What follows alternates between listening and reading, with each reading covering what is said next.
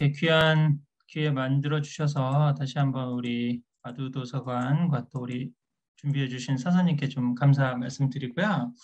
자, 저에 대해서 이제 아시는 부모님도 계실 것 같고요. 이제 처음 뵙는 분들도 대부분일 것 같은데, 저는 짧게 소개를 해드리면 한 지난 20년간 대치동에서 입시 지도하는 일을 했거든요. 그래서 이제 고3 애들 대학 보내는 일하고, 그다음에 편입이라고 하는 입시 영역이 있죠. 그래서 대학교 1학년 다니다가 또 이제 3, 4학년 편입하려고 그러는 학생들 대상으로 해서 강남에서 한 15년간 편입 영어도 강의하면서 이제 입시 지도도 하는 그런 일들을 같이 병행을 했어요. 그래서 두 개를 강남역에서 같이 강의도 하고 학원도 같이 운영하고 그러면서 지난 20년간은 한 입시 지도를 많이 했었죠.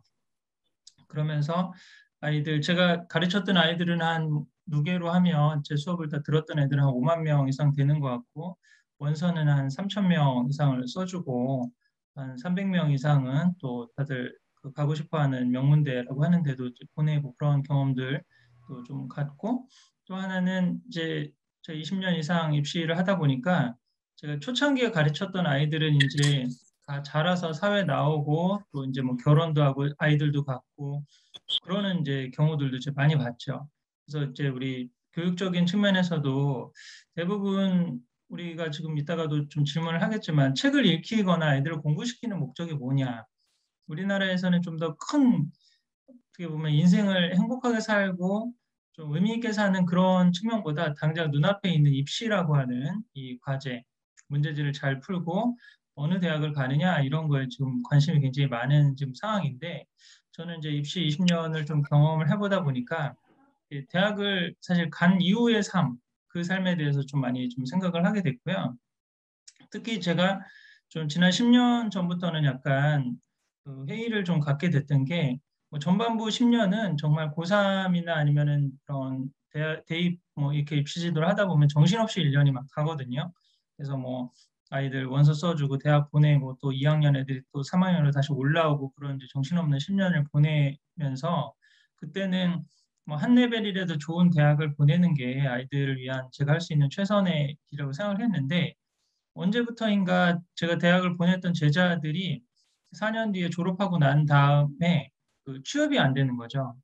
뭐 취업을 한다고 그래도 대부분 이제 비정규직 취업을 하게 되고, 그게 뭐 너무 상식적인 게, 지금 대학 정원이 35만인데 제가 대학을 보냈던 대부분의 아이들은 그, 35만, 대학 4년제 대학 정원이 35만이거든요. 근데 그 아이들이 졸업하고 났을 때 가질 수 있는 비정규직은 뭐 공무원을 포함해서 뭐 회사원, 뭐 전문직 다 포함해서 사실 신규 일자리로 10만 이상이 나올 수 없는 그런 시대에 졸업한 애들이거든요. 그러니까 25만은 결국은 비정규직을 예약하고 아니면은 실업을 예약하고 사실 대학을 가는 상황들이었죠.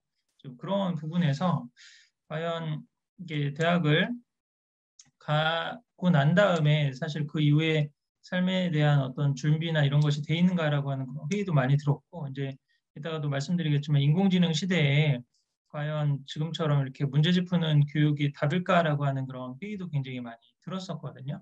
그래서 지난 10년 전부터는 애들 대학 보내는 것보다 더 중요한 게 사실은 평생을 살아갈 수 있는 공부 그릇을 길러주게 하는 게 중요하지 않을까라고 하는 그런 문제의식을 갖게 됐고, 그거에 대한 어떤 좀 답을 저는 이제 유대인 자녀 교육에서 좀 찾게 됐었어요. 그래서 그 이후부터는 이런 부분에 관심을 갖고 또 뭐 유대인 3년 정도 우리 한남동에 있는 유대인 랍비한테 가서 토라 탈무드를 좀 같이 배우고, 또 우리 유대인 자녀 교육 운동하시는 그런 분들 뭐 찾아서 배우고, 또 미국에도 한번 가보고 뭐 그런 일들을 지금 같이 병행을 했었죠.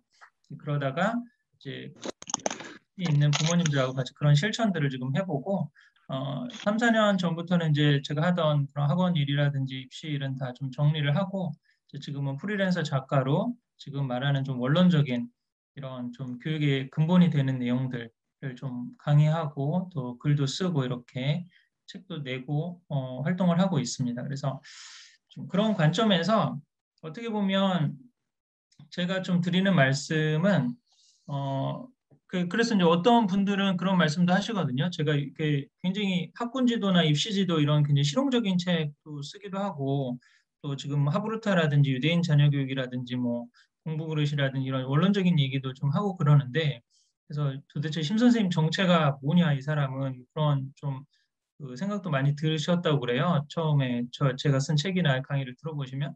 근데 제 전체 강의를 다 들어보시고 난 그 학부모님들의 소감은 뭐냐면 아, 그 현실을 알아야 이상을 제대로 실천할 수 있다는 거죠. 소신을 지킬 수 있는 그런 맥락에서 저는 약간 그 두 가지 그 측면하고 또 입시 현장을 20년 경험해 본 그런 상황에서 좀 교육의 정말 근본적인 답, 그다음에 우리가 아이들에게 공부시키고자 하는 근본적인 동기, 또 아이들에게 줄 수 있는 행복한 삶이란 무엇인가 그런 좀 관점에서 보시면 좀 좋지 않을까 싶습니다. 그래서 오늘 공부 주제도 사실 이제 인문학 지혜 독서에 관련돼서 이제 중점적으로 얘기를 하려고 그러는데 아무래도 더 많은 분들이 좀 관심을 가지시는 부분은 이제 이런 독서법이라든지 아니면 공부 방법이라든지 이런 부분에도 이제 많이 현실적인 문제 또 실질적인 어떤 질문들이 많이 있으실 것 같아요. 그래서 강의 들으시면서 궁금하신 내용은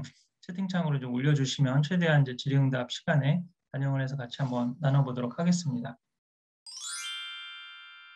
우리가 하루 살면서도 우리 아이들도 그렇고 5분이라도 이렇게 좀 모든 걸 다 내려놓고 자신의 존재에만 집중할 수 있는 이런 시간이 지금 얼마나 있는가. 현대 산업사회 이게 이제 가장 큰 사실 문제라고 보는 거죠. 그래서 이런 부분에서의 어떤 자신의 존재를 확인하는 시간이 없이 그런 지식과 정보, 그다음에 뭐 성적, 그 뭐 성취 이런 거에만 사실 이제 쫓아가게 되면 굉장히 삶이 그 좀 지구력이 안 생기고 그 뭔가 그 행복한 자기가 뭔가 성취를 하고도 좀 행복감을 느낄 수 있는 그런 부분이 이제 부족하지 않을까라는 좀 생각도 드는 건데요. 한번 이런 부분 한번 있다는 것도 한번 생각을 해보시면 되겠습니다. 자, 그러면 본격적으로 오늘 주제에 대해서 같이 한번 좀 나눠보도록 하겠습니다. 첫 번째, 우리가 이제 좀 독서법이나 좀 도서관에서 또 주최한 강의도 하고 또 많은 분들이 그런 거에 관심을 갖고 우리 아이들 어떻게 책을 읽히고 또 어떻게 공부를 시킬까에 대한 그런 관심이 이제 제일 클 것 같아요. 근데 제가 이런 좀 그 아이들 한 20여 년 동안 이제 가르치면서 특히 이제 고3이나 아니면 편입 학생들 좀 가르치면서 입시 교육의 끝부분에서 저는 이제 그런 생각을 했던 거죠. 그러면서 하나 가졌던 질문이 있는데 어렸을 때부터 아이들이 그 책을 굉장히 많이 읽으라고 그러잖아요. 지금도 우리 뭐 아이들도 영유아 전집도 굉장히 많이 사주고 아이들한테도 책을 많이 보라고 그러고 또 뭐 책 육아라든지 뭐 여러 가지 다양한 그런 그 인풋들이 굉장히 많이 있는데 가장 근본적인 질문을 한번 해보면 책을 왜 읽어야 되나? 책을 읽는 목적이 무엇인가? 이 부분에 대한 좀 깊은 생각 없이 무조건 책을 많이 읽어야 된다라고 하는 그런 정서가 굉장히 강하다라고 하는 거죠. 근데 이제 제가 교육 현장에 있으면서 가졌던 질문 중에 하나, 그리고 저도 이제 마찬가지 저한테도 물어봤던 건데, 우리가 공교육 12년, 초등학교 1학년부터 고등학교 3학년까지 12년을 받고 난 다음에 책 한 권을 제대로 읽을 수 있는 아이가 몇 명이나 될까? 여기서 말하는 책 한 권이라고 하는 거는 그 교과서나 문제지가 아닌 단행본으로 된, 그게 이제 특히 이제 그림책이나 뭐 만화책 이런 것도 아닌 그 그림이나 이런 게 없는 사파가 없는 그냥 우리가 생각하는 그 단행본 한 권, 글자만 있는 단행본 한 권을 제대로 읽을 수 있는 아이가 몇 명이나 될까라고 하는 좀 그런 생각을 해보게 되는 거죠. 이게 지금 우리나라의 어떤 이 지금 교육과정, 그게 뭐 우리나라뿐만 아니라 서구 선진국의 교육과정이라고 하는 게 이게 공장식 보편 교육이라고 저는 그런 식으로 표현을 하는데요. 우선 중학교 지금 제가 여기 슬라이드에 넣어놨지만 교육과정에서 배우는 과목이 뭡니까? 국어, 영어, 사회, 국영수에다가 뭐 사회, 과학, 기술, 가정, 정보, 뭐 체육, 음악, 미술 뭐 이렇게 지금 많은 과목을 사실 이제 배우고 있잖아요. 이런 식으로 이제 공부를 하면서 12년을 배우는 거죠.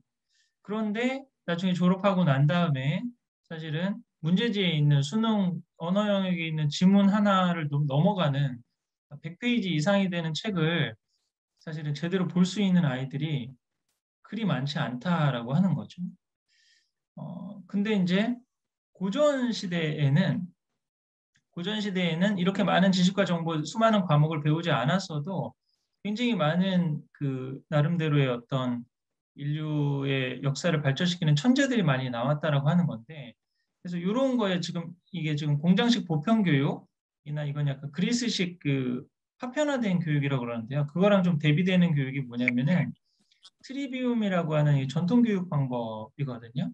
그 무슨 원리냐면 어, 가장 기본적인 게 세 가지 과목만 사실 이제 가르친다는 거예요. 트리비움이라고 하는 게. 그래서 첫 번째가 언어, 그래머라고 되어 있는데 이제 언어를 말하는 겁니다. 언어와 그다음에 다이어렉틱스는 변증인데 이거는 이제 논리를 말하는 거고요. 레토릭은 수사인데 표현이죠. 그래서 한 12살에서 15살 이전까지는 한 과목만 가르친다는 거죠. 거의. 그러면 우리 전통 유교 사회에서는 뭐였냐면은 유교 경전만을 가르치는 거예요. 그래서 뭐 동문서습이라든지 명심보감 같은 데서 뭐 출발을 해가지고 논어라든지 맹자라든지 뭐 사서삼경을 하고 뭐 이런 식으로 쭉 나가는 거죠. 근데 그 큰 컨텐츠적으로 보면은 유교 텍스트라고 하는 하나의 주제만을 갖고 그 안에서 계속 반복해서 암기하고 낭송하고 그런 식으로 공부를 하면서 이 지금 언어나 그다음에 논리나 표현을 사실 기르는 거죠. 유대인 교육도 똑같거든요. 유대인도 그 토라 탈무드라고 하는 자신들의 경전이 있잖아요. 토라라고 하는 모세오경. 그걸 바탕으로 해서 언어 교육, 그다음에 논리 교육, 그다음에 그 표현 교육 이거를 한다는 거죠. 이렇게 공부를 한 이 토대 위에서 지식과 정보가 올라갔을 때 굉장히 빠르게 사실 이제 돌아갈 수 있게 되는데 지금 우리 교육의 문제점은 이 제대로 된 이 기본 교육, 기본 언어 교육인데 그 언어 교육을 뭘로 시키느냐? 고전으로 시키는 거죠. 인문학 고전을 통한 언어 교육을 먼저 시키는 거예요. 그럼 이제 무슨 효과가 있냐면 첫 번째로는 인문학을 배우기 때문에 나는 왜 살고 어떻게 살아야 되는가에 대한 답을 찾게 돼요. 그러면 쉽게 말해서 내가 왜 공부를 해야 되는지를 알게 된다는 거죠. 근데 지금 현대 교육의 가장 큰 문제점은 뭐냐면 왜 공부를 해야 되는지 모르는 거죠. 그냥 주어지고 문제를 풀어야 되니까 이제 하는 거죠. 한마디로 말해서 닥치고 열심히 하라는 거예요. 닥치고 책을 읽고 닥치고 문제지를 풀어라. 이런 식의 어떤 개념이 되는 거예요. 그러다 보니까 이제 가장 뭐 대표적인 게 대학 우리 합격하고 난다면 자기 그 12년 동안 뭐 고등학교 3학년 동안 풀었던 문제지 다 버리잖아요. 문제지랑 뭐 정석, 뭐 참고서 이런 거 다 버리잖아요. 그 버릴 만한 이게 문제집 푸는 데만 필요한 도구적인 지식이지 평생을 살아가는 그런 어떤 지혜를 담고 있는 그런 공부를 하지 않았다라고 이게 이제 많은 분들이 얘기하는 뭐 인문학의 빈곤 뭐 그런 걸 얘기하는 거고 지금도 뭐 사회에서 그런 굉장히 많이 있잖아요. 뭐 서울법대 나와서 검사가 되고 그랬는데도 사람들의 삶이 너무나 특권의식에 젖어 있고 자신들의 법 기술을 이용해서 뭐 나쁜 짓을 많이 하고 뭐 이런 현상들이 나타나는 게 소위 말해서 이게 왜 공부를 해야 되는지에 대한 그게 없이 문제집 잘 풀고 칭찬받고 박수받고 좋은 대학 가고 뭐 좋은 그다음에 뭐 어려운 시험 통과하고 그래서 사회에 올라가고 이런 식의 이제 그 삶의 방식을 이제 살게 되다 보면 이제 그런 문제점들이 이제 사실 생긴다라고 하는 거죠. 근데 두 번째로는 그러니까 첫 번째는 인문학 고전으로 언어 교육을 배우기 때문에 왜 살고 어떻게 살아야 되는지에 대한 답을 분명히 찾아가면서 자기가 하나하나 삶을 개척할 수 있는 그런 그 삶의 내구력이 있다는 거고 두 번째로는 언어 교육이 되는데 이 언어 교육이 사실 다른 모든 교육의 기본이다라고 할 수가 있습니다. 그래서 요즘 최근에 제가 조금 관심 있게 보는 그 유튜브가 홍진경의 공부 찐천재 뭐 그런 거 있더라고요. 그래서 그 뭐 공부 잘했던 사람들 뭐 굉장히 좋은 대학 지금 정치인들도 많이 나오고 뭐 그러던데 뭐 그래서 공부 잘했던 사람들이 자기가 공부 어떻게 했는지 그다음에 뭐 그러면서 실제 과목을 뭐 가르쳐 보고 막 그러는 거죠. 근데 그걸 보면 사실 이제 공부법이라고 하는 데에서 나오는 게 다 나와요. 예를 들어서 한 그 영상에 이런 게 있더라고요. 국어에서 이제 공감각적인 표현이다. 그러면서 분수처럼 흩어지는 푸른 종소리. 시각적 이미지와 청각적 이미지가 합쳐져 가지고 이렇게 공감각적인 이미지라고 한다. 그럼 뭐 시험 문제에도 그런 게 나오는 거죠. 다음 중 공감각적인 표현으로 나눠진 식구인 것을 뭐 찾으시오 해서 뭐 1번, 2번, 3번에서 이렇게 보기가 나오는데 근데 공감각이라는 단어를 제대로 알고 있는 중학생 이상의 학생들이 몇 명이나 있을까? 공이 이게 서로 모두 이거잖아요. 그러니까 모두 감각을 모두 동원했다.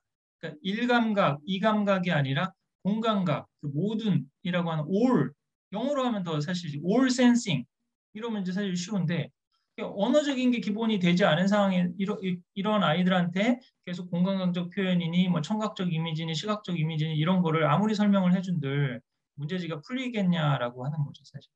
영어도 마찬가지죠. 뭐 like는 목적어로 동명사와 투부정사를 모두 취할 수 있다.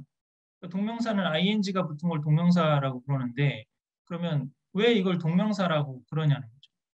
이게 그 동사와 동사인데 명사적인 성질을 가지고 있다는 거잖아요.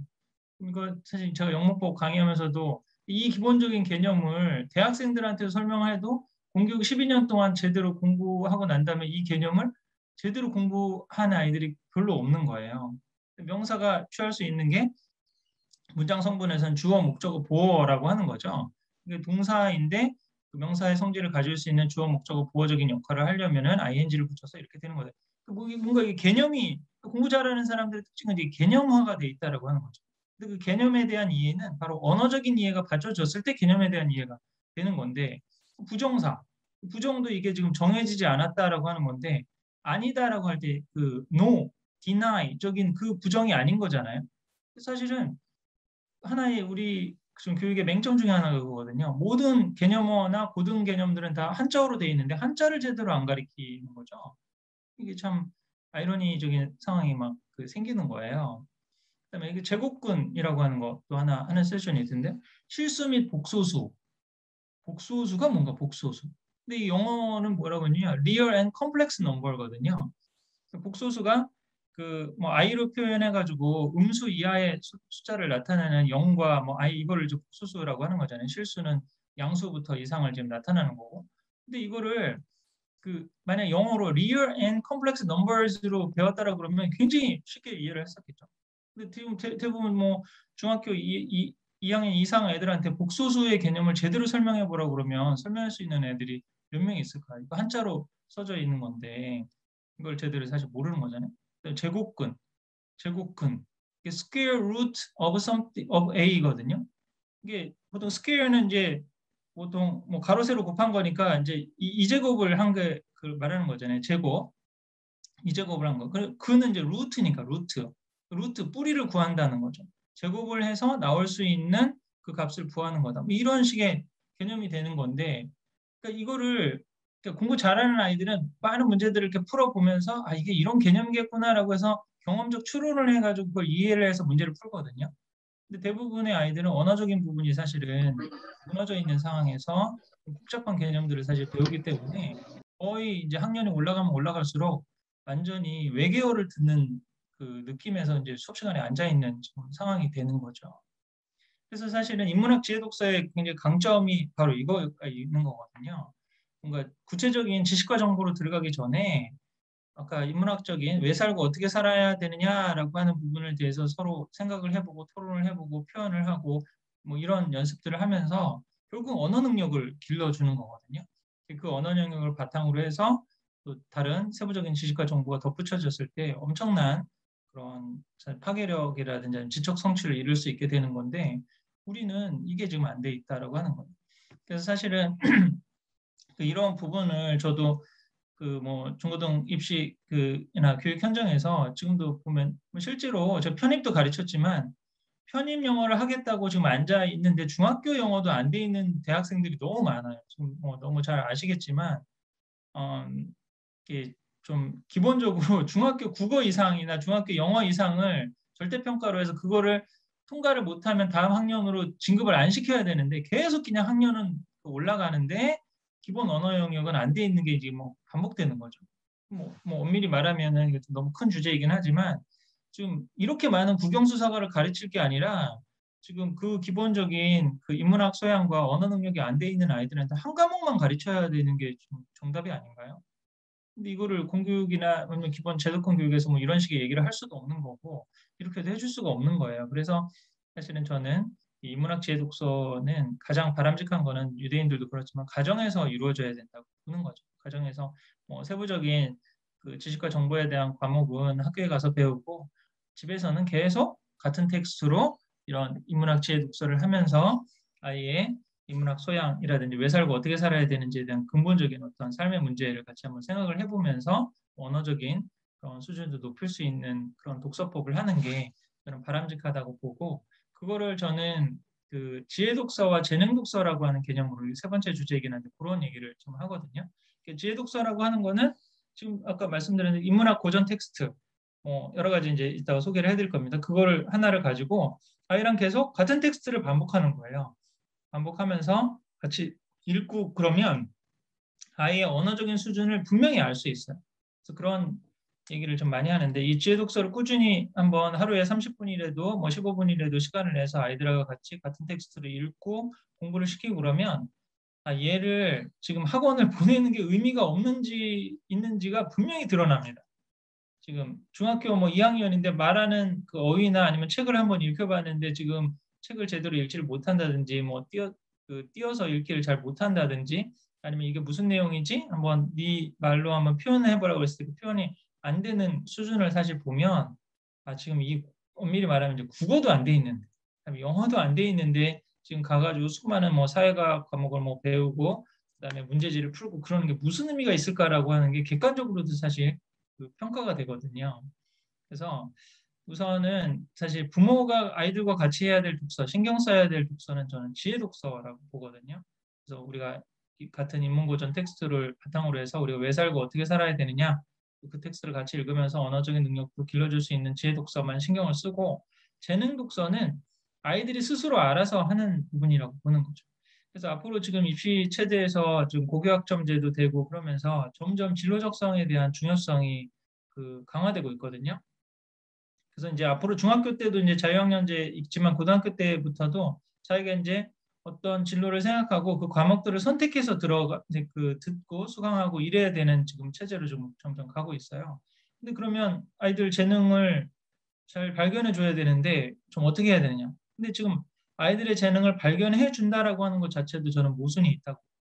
이 재능은 그 하늘에서 어느 날 갑자기 쏟아진다라고 그러거든요. 그 어렸을 때부터 스스로 일찍 드러나는 애들도 있고 그렇지 않은 애들도 있는데 그래서 하나 제가 지금 이제 공부보다 공부 그릇이라는 책에서 하나 권하는 내용이 그건데요. 그 도서관에 같이 가서 좀 아이들 어렸을 때 유초등이면 더 좋고요. 어리면 어릴수록 더 좋은데 도서관에 아이들과 같이 가서 부모가 아무런 간섭 없이 아이가 한 1년 동안 뽑아오는 책의 목록을 쭉 적어보라는 거예요. 야, 뭐 이런 책을 읽어야지, 이런 책을 읽어야지 그런 가이드를 주지 말라는 거죠. 아이들이 그냥 본인이 보고 싶어하는 책만 쭉 이렇게 1년 동안 한번 리스트업을 해보면 그 리스트업만 보면 아이가 뭐를 좋아하고 재밌어하고 진로 적성이 있는지를 사실 알 수가 있거든요.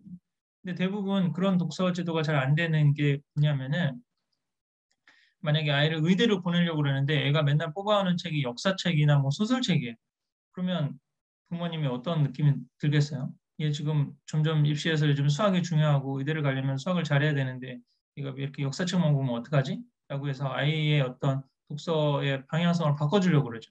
그래서 야, 지금 너 역사에 관심 있고 그러면 혹시 너 장기려 박사님 알아? 그 우리나라에 굉장히 훌륭한 의사 선생님인데 그분의 전기를 한번 읽어보지 않을래? 슈바이처의 한번 전기를 한번 읽어보지 않을래? 이러면서 의대 가는데 도움이 되는 동기부여가 될 수 있는 뭐 그런 쪽으로 독서를 자꾸 몰려고 그런다든지 아니면 뭐 Y 뭐 수학을 봐라 뭐 과학 관련된 그런 책을 또 좀 균형 있는 독서를 해라 뭐 이런 식으로 사실은 자꾸 한쪽으로 몰려고 그런다라고 하는 거죠. 그러니까 이런 식의 아이들이 대부분 요즘 중학교 때 꿈이 없어요, 목표가 없어요 그런 아이들 대부분 보면 그걸 재능을 드러내는 시기가 늦은 아이들도 있지만 대부분의 아이들은 본인이 하고 싶어 하고 읽고 싶어 하는 그 관심 있는 주제들이 있는데 그걸 부모님이 쓸데없는 짓 하지 마라라고 자꾸 틀었기 때문에 이게 점점 억눌려서 발현되지 않은 아이들도 상당히 많이 있다라고 하는 거거든요.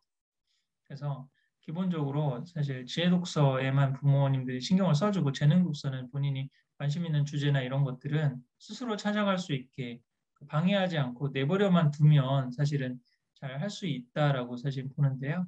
근데 이렇게 할 수 있는 이게 좀 가장 큰 전제는 스마트폰과 TV라든지 아니면 이런 부분들이 사실 그 뭔가 통제가 되거나 아니면은 뭔가 이런 걸로부터 좀 디지털 프리한 상황이 사실 돼야 되는 거죠. 예. 아이를 믿고 기다려주고 네가 좋아하는 거를 찾아서 이렇게 해주라고 그러면 대부분 뭐 부모님들한테 오는 피드백이 그렇게 아이들을 뭐 방치하고 아무것도 아이들을 주지 않으면 그냥 게임만 하고 유튜브만 본다고 하는 게 이제 대부분이니까 사실은 그 부분들의 균형을 좀 잡아가면서 이걸 이제 어떻게 통제해야 되느냐 그 부분은 제 공부보다 공부를시라는 좀 책을 좀 한번 보시면 좋겠습니다. 오늘 좀 얘기하는 주제하고 좀 멀어질 수 있어가지고요.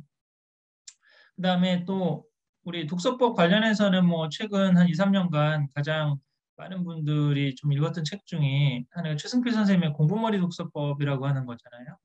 여기서 말하는 이제 주제가 뭐냐면 가짜 공부에 속지 말라라고 하는 거죠. 그 선생님이 이제 대치동에서 뭐 10여 년 정도 그 논술 선생님을 하셨는데 대치동에 처음에 가보니까 뭐 아이들이 뭐 영어도 하고 뭐 잡다한 뭐를 정보적인 지식 같은 것도 굉장히 많고 그래가지고 얘네들 공부도 굉장히 잘하고 뭐 영어도 간단한 회화는 막 영어 유치원부터 다니고 그래가지고 공부도 잘하고 그래서 공부를 굉장히 잘할 줄 알았는데 중학교 2학년 정도 수준의 지문을 풀게 했는데 소위 말해서 문해가 안 된다는 거죠. 글자는 읽는데 그걸 독해해서 문제를 풀 수 있는 역량으로 고등사고력으로 끌어올리지 못한다라고 하는 거예요.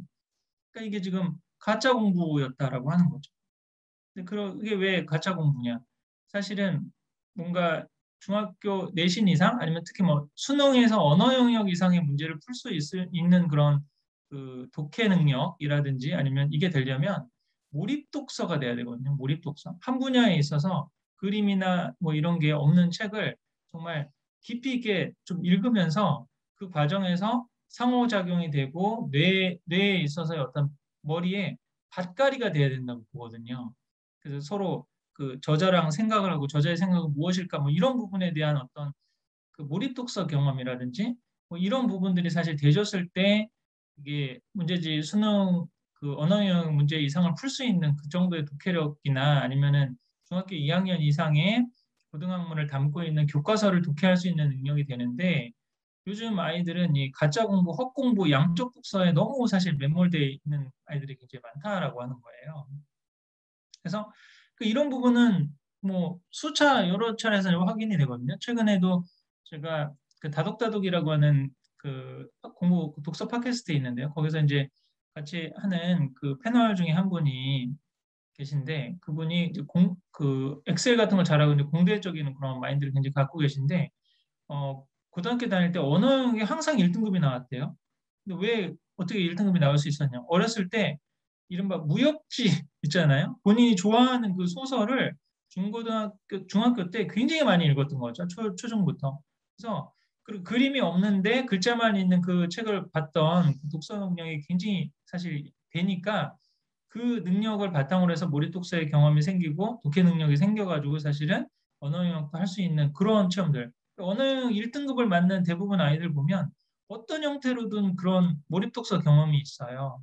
그래서 이런 부분들을 사실 성과를 내는 독서가 되려면은 되줘야 되는 건데, 근데 이제 몰입 독서의 가장 큰 전제는 뭐냐면 본인이 좋아서 해야 된다. 이게 좋아하지 않는데 누가 억지로 시켜가지고 읽어라, 독후감 내라, 뭐 논술을 써라 이런 식으로 하게 되면 몰입이 안 된다라고 하는 거죠. 그래서 이거는 나중에 뭐 국어뿐만 아니라 영어나 수학에서도 마찬가지거든요. 그러니까 어느 정도 고등학교 수능 이상의 어떤 입시적인 퍼포먼스나 이걸 내려면 가장 큰 게 자기주도성이거든요. 내가 좋아서 하고 그걸 했던 성취 경험이 있어야 사실 그 몰입하고 몰입해서 성취를 냈던 그런 경험들이 쌓여야 그런 그 입시적인 성과라든지 고등적인 사고력을 할 수 있는 것들이 생기기 때문에 이런 부분들을 좀 생각을 해본다면 그 진짜 공부머리를 길러주기 위해서는 자발적 독서, 자기가 좋아하는 주제에 대해서 몰입했던 경험들 이런 것들을 굉장히 길러주는 게 중요하다고 하는 겁니다. 또 하나는 저는 이제 이런 얘기도 하는데요. 사색형 두뇌와 행동형 두뇌가 있다라고 보는데 그 모든 아이들이 어렸을 때부터 다 앉아가지고 엉덩이 붙이고 책을 잘 읽을 수 있는 게 아니거든요. 이제 앞으로 시대에는 그렇게 책 많이 읽었다라고 해서 본인이 행복하게 살거나 사회에서 뭐 두각을 그 성취를 이루거나 이런다는 보장도 사실 없는 시대거든요. 앞으로 인공지능 시대에는 그 행동형 두뇌라고 어렸을 때부터 이렇게 책을 앉아서 못 읽고 그런 아이들한테는 중요한 게 뭐냐면 그 많은 사람들과의 교감이라든지 아니면 아날로그적인 많은 경험이 사실 이제 중요하거든요. 제가 아는 지인 중에 한 분이 그, 그 자수성가에서 굉장히 큰 뭐 사업체를 이루고 그렇게 성공하신 분이 한 분 계세요. 근데 이분은 고등학교 때는 거의 수업 시간에 엎어져서 자고 있었대요. 책을 한 권도 사실 읽지 않고. 근데 이후에 사회생활 하고 그러면서 장사도 하고 본인이 직접 막 부딪혀 보면서 굉장히 그렇게 경험을 많이 하고 난 다음에 뭐 30대 후반부터는 책을 굉장히 많이 읽는 사람이 됐어요. 왜 그렇게 됐냐면 본인이 관심 있는 주제는 장사하고 뭐 경영하고 그러는 거잖아요. 그래서 우선 경험을 많이 하고 난 다음에 책을 보니까 중고등학교 때는 그렇게 책이 안 읽혔는데 배경 지식을 갖고 읽으니까 책이 술술술 읽히더라라고 하는 거죠. 그리고 거기서 쓰는 언어, 소위 말해서 보캐블러리를 알고 그 어떤 맥락에서 나온지를 알게 되면 책이 술술술 읽히는데 지금 아이들도 이게 독서가 쭉쭉 안 되는 이유 중에 하나가 사실 그거 중에 하나거든요. 어휘를 모르고 배경을 모르는 상황에서는 이게 도대체 무슨 얘기인지 이해가 안 되는 경우들이 상당히 많은 거죠. 이거는 제가 영어 독해 문제 푸는 방법에서도 좀 많이 얘기를 하거든요. 제가 이런 설명을 많이 합니다. 그 언어를 보캐블러리를 모르면 영어적인 기준으로 해서 하면 50에서 60점을 못 넘고 언어를 아는데 구문에 대한 이해, 문법에 대한 이해가 없으면 60에서 70점을 넘을 수 없다. 뭐 예를 들어서 in spite of 뭐 이걸 알면 in도 알고 spite도 알고 of도 아는데 이게 무슨 구문인지 뭐 그다음에 A as well as B 뭐 as도 알고 where도 알고 as도 아는데 뭐 not only A but also B라든지 뭐 B as well as A 뭐 이런 거 구문을 모르면 이게 해석이 안 되는 거잖아요. 그래서 구문을 알아야 이제 60에서 70점을 넘을 수 있는데 70에서 80점 이상을 넘으려면 뭐가 필요하냐면 배경 지식이 있어요. 배경 지식. 이게 환경적인 주제인지 그다음에 뭐 진화론적인 어떤 맥락에서 나온 건지 앞으로 뭐 그 사회주의나 뭐 민주주의적인 어떤 그런 원리를 뭐 담고 있는 건지 뭐 이런 거에 대한 왜 이런 텍스트가 나오는지에 대한 배경에 대한 이해가 있어야 그다음에 이게 뭐 전체적으로 왜 무슨 뜻이고 저자가 무슨 얘기를 하려고 이 글을 썼는지가 이해가 되잖아요. 그런데 이제 시험적인 측면에서 보면 80점 이상 혹은 90점 이상을 맞으려면 어떻게 되냐면 출제자의 의도를 파악해야 되거든요. 이게 이제 고도의 심리적인 게임이에요. 이게 왜 이런 질문을 냈을까? 이런 질문을 왜 발췌했을까에 대한 사실 이해가 있어야지만 입시에서 성과를 내는 그 독해가 될 수 있다라고 하는 건데 이런 관점에서 보면 아이들한테 굉장히 필요한 게 뭐겠습니까, 사실? 언어에 대한 이해와 세상에 대한 이해가 먼저 필요하거든요. 근데 그거를 책을 보면서 해내는 애들이 있어요. 저는 이걸 사색형 두뇌라고 하거든요. 근데 이게 어렸을 때 안 되는 애들이 있어요. 이 안 되는 아이들한테는 경험을 많이 해줘야 된다는 거예요. 그 다른 사람들하고 많이 소통하면서 어휘를 익히고 그다음에 실제적인 어떤 경험을 많이 쌓게 하면 이런 게 쌓이고 난 다음에 텍스트로 된 글자를 읽게 되면 쭉쭉쭉쭉 읽히는 거죠. 근데 지금 그 이게 없는 아이들한테 아무리 어렸을 때 뭐 양적 독서를 강요하고 뭐 레벨별로 이 레벨에서는 무슨 책을 레벨로 몇 권을 읽어야 된다고 밀어붙인들 이게 아까 말씀드렸듯이 뭐 고등학교 이상의 입시적인 성과를 내는 독서로는 전혀 이어질 수가 없는 거거든요. 그래도 가장 큰 전제는 제가 이제 공부보다 공부 그릇에서 제가 강조하는 게 그건데요. 모든 아이들이 사실 그 입시적인 공부를 다 잘할 수는 없습니다. 이제 공부라고 하는 거에 정의를 어떻게 내리느냐에 사실 이제 문제이기도 한데 공부를 다른 말로 학습이라고 하잖아요. 학습은 배우고 익히는 거거든요. 그러면 이걸 넓은 의미의 독서로 하면 이 세상 모든 게 사실 공부거든요. 유현진이 공을 잘 던지는 것도 공부죠. 김연아가 그 피겨 스케이팅을 잘 타는 것도 공부인 거예요. 이게 배우고 그걸 배웠던 걸 계속 익히는 그 과정에서 하면 이거를 공부를 잘하는 학생이라고 할 수 있는데 이 공부의 범위를 좁혀가지고 문제지를 잘 푸는 것 아니면은 좋은 대학을 가는 것 여기에만 사실 공부의 방점을 찍게 되면 결국은 암기력하고 계산 능력이 탁월한 그쪽에 인지 능력이 있는 아이들만 공부를 제대로 할 수 있는 거고 나머지는 사실 할 수 없는 건데 이 지금 암기력과 인지 계산 능력을 잘해서 입시적인 성과를 낼 수 있는 아이들은 상위 10에서 15%밖에 안 되거든요. 근데 나머지 아이들한테 이거를 어렸을 때부터 하라고 계속 푸시하게 되면 자존감만 떨어지고 좌절감만 느끼게 되는 거죠, 사실. 그러면 범용적으로는 지혜 독서를 공부를 잘하든 못하든 우리는 왜 살고 어떻게 살고 최소한 자기가 관심 있는 주제의 책을 읽을 수 있는 그 언어 능력은 돼야 되는 거잖아요. 그런 의미에서 범용적인 사실은 지혜 독서는 같이 하고 재능 독서에 있어서는 아까 공부가 잘 되는 입시 쪽으로 승부를 볼 수 있는 상위 10에서 15% 애들은 문제지를 풀리는 거예요. 나머지 애들은 자기가 관심 있는 책을 읽는 거죠. 드론에 관심 있으면 드론의 그 책을 읽으면 되는 거고, 자동차에 관심 있으면 자동차 책을 관심 있는 거고. 그 전에 한번 그런 케이스도 있었거든요. 우리 같이 독서 토론하던 중에서 아이 중에서 좀비에 관심이 있다는 거예요. 얘가. 근데 좀비 대백과사전이라고 하는 책이 한 500페이지 책이 있었는데 그 전에 단행본을 한 번도 보지 않았던 애가 지금 고등학교 1학년 때 좀비 대백과사전을 500페이지 되는 책을 3일 만에 다 전체를 읽었거든요. 입에 이게 가능했을까요? 아까 드린 보캐블러리가 되고 배경 지식이 아니까 그림 하나 없는데 글자만 있는 500페이지를 쭉쭉쭉쭉 읽을 수 있는 독해력이 사실 되는 거죠. 이런 부분에 재능 독서의 능력만 사실 길러주면 되는 거지 모든 아이들이 사실 문제지를 다 풀 수 없거든요. 여기서부터 사실은 교육적인 전제를 다시 한번 잡고 아까 드렸던 근본적인 질문 왜 책을 읽히는가 왜 책을 읽어야 되는가를 한번 생각을 해보면 더 많은 아이들에게 올바른 자기만의 독서법이라든지 공부 방법론을 좀 찾게 해주지 않을까 싶습니다. 그러니까 이렇게 지금 해보게 되면 이런 지혜 독서 제가 오늘 말씀드린 지혜 독서를 하게 되면 아이를 몰아붙이지 않아도 되고 문제지를 풀리지 않아도 되는 이런 참 자유함이 있을 수가 있거든요. 그래서 이런 게 점점 중요해지는 이유가 이제 앞으로 인공지능 시대이기 때문에 그렇다라고 하는 거죠. 그러니까 앞으로 인공지능 시대에는 정말 질문이 중요한 거예요. 이렇게 어설픈 정답이 사실 중요한 게 아니거든요. 지금도 수능 시험장에 스마트폰을 들고 가게 하면 시험 점수가 40에서 100점 만점에서 30에서 40점 이상은 높게 나옵니다. 오픈북으로 부여하면 그렇다는 거죠. 사회생활이나 우리가 실제 겪게 되는 거는 다 대부분 오픈북인 상황이에요. 언제든지 원하면 정보를 찾을 수 있는데 문제는 어떤 질문을 제대로 던질 수 있느냐라고 하는 거죠. 지금 네이버에서 만든 하이퍼클로바라고 하는 그 인공지능이 어느 정도 수준까지 올라왔냐 그러면 음악의 아버지는 누구야? 바흐입니다. 바흐는 어떤 사람인지 설명해 줘.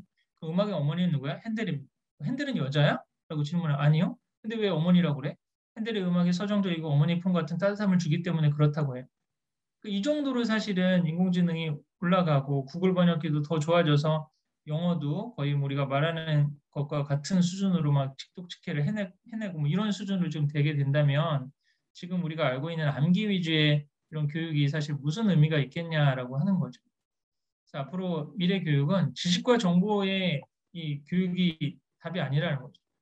지혜와 영성에 사실은 더 포커스를 둬야 되는 건 게 이게 지혜와 영성이 이런 거죠. 왜 살고 어떻게 살아야 되는가에 대한 답을 줄 수 있는 이 교육이 됐을 때 인공지능에 의해서 내 직업이 없어지더라도 자기는 이런 훈련이 돼 있는 아이들은 앞으로 살아갈 수 있는 힘을 얻게 되는 거죠. 근데 지금 우리의 교육에서 그게 되느냐라고 하는 이게 좀 고민이 많은 겁니다. 외우고 시험 보고 잊어버리고 그다음에 고3 시험 끝나면 다 이렇게 자기가 3년 동안 공부한 문제집 다 버리는 지금 이런 지금 상황에서 이걸 계속 반복해야 되는가? 그러니까 여전히 사실 입시라는 쪽에서의 제가 뭐 입시도 책도 썼지만 10에서 15%의 가능성은 남아 있지만 나머지 학생들은 빠르게 태세 전환을 해야 된다고 저는 보는 거거든요. 지금 지혜 교육에 더 포커스를 하고 자기가 잘할 수 있는 한 가지 그거에 더 강점 명명을 해야지 뭐 국영수사가 전 과목을 다 평균 이상 하겠다라고 하는 이런 그 평균주의 교육을 지향하다가는 좀 어려움에 봉착할 수가 있는데요. 이 부분에서 제가 좀 추천해드리고 싶은 책은 토드 로즈 교수님의 평균의 종말이라는 책이 있거든요. 이걸 제가 이따가 우리 좀 단톡방에 한번 링크를 걸어드리도록 하겠습니다. 관련된 제 블로그 포스팅도 하나 있는데 한번 관심 있는 분들 한번 더 찾아보시면 좋겠고요. 자, 그래서 그리고 또 하나는 이제 이런 다층 교육, 다층 공부, 그러니까 질문을 할 수 없는, 토론을 할 수 없는 이제 그 교육은 점점 이제 힘을 잃어갈 수밖에 없다라고 하는 건데요. 이게 이제 유대인들이 한다라고 하는 하브르타, 열린 공부, 질문하면서 짝을 지어서 토론하는 이런 공부들을 사실 해야 되는데 미래의 교육의 모델은 이 모델인데 이거를 우리 좀 공교육이나 학원에서는 사실 구현할 수가 없기 때문에 이걸 이제 가정 중심으로라도 한번 구현을 해보자. 라고 하는 게 제가 말하는 가정중심의 인문학 지혜 독서가 되겠습니다. 그러면 지금 틈틈이 조금씩 얘기했는데 그 인문학 지혜 독서, 심 선생님이 말하는 인문학 지혜 독서라는 게 뭐냐? 좀 개념적으로 정리를 하면 부모와 아이가 같이 인문고전 텍스트를 읽고 각자 인상 깊었던 내용의 키워드나 문장을 골라서 나누는 거예요. 그리고 그 배운 내용을 또 가정에서부터 실천하는 거. 이게 이제 기본적인 하브루타하고는 조금 이제 다른 개념인데 제가 하브루타 운동을 같이 해보면서 우리나라 가정에서 좀 실천할 수 있는 방법이 이게 좋지 않을까라고 생각해서 약간 그 좀 커스터마이즈 한 거죠. 한국적인 상황에서 커스터마이즈해서 만든 방법입니다. 그래서 같은 텍스트를 계속 반복 심화하는 거거든요. 예를 들어서 명심보감을 했으면 명심보감을 계속 거의 암송할 수준으로 계속 반복하는 거예요. 올해도 하고 내년도 하고. 근데 내년 한 3년 전에 했더니 완전히 외울 정도가 된다. 그러면 이제 다음 텍스트, 논어 같은 걸로 뭐 넘어간다든지 뭐 이런 식으로 하는 거죠. 같은 텍스트를 계속 반복하고 그 진도에 대한 압박이나 시험에 대한 부담이 없이 하게 되니까 훨씬 더 여유롭게 할 수 있는 그 상황이 되고요. 그 과정에서 자연스럽게 아이의 언어 능력, 사고 능력, 표현 능력을 가늠해 볼 수 있어요. 그리고 그거에 맞게 뭐 다른 교육을 어떻게 시켜야 될지에 대한 감을 잡을 수도 있다는 거죠.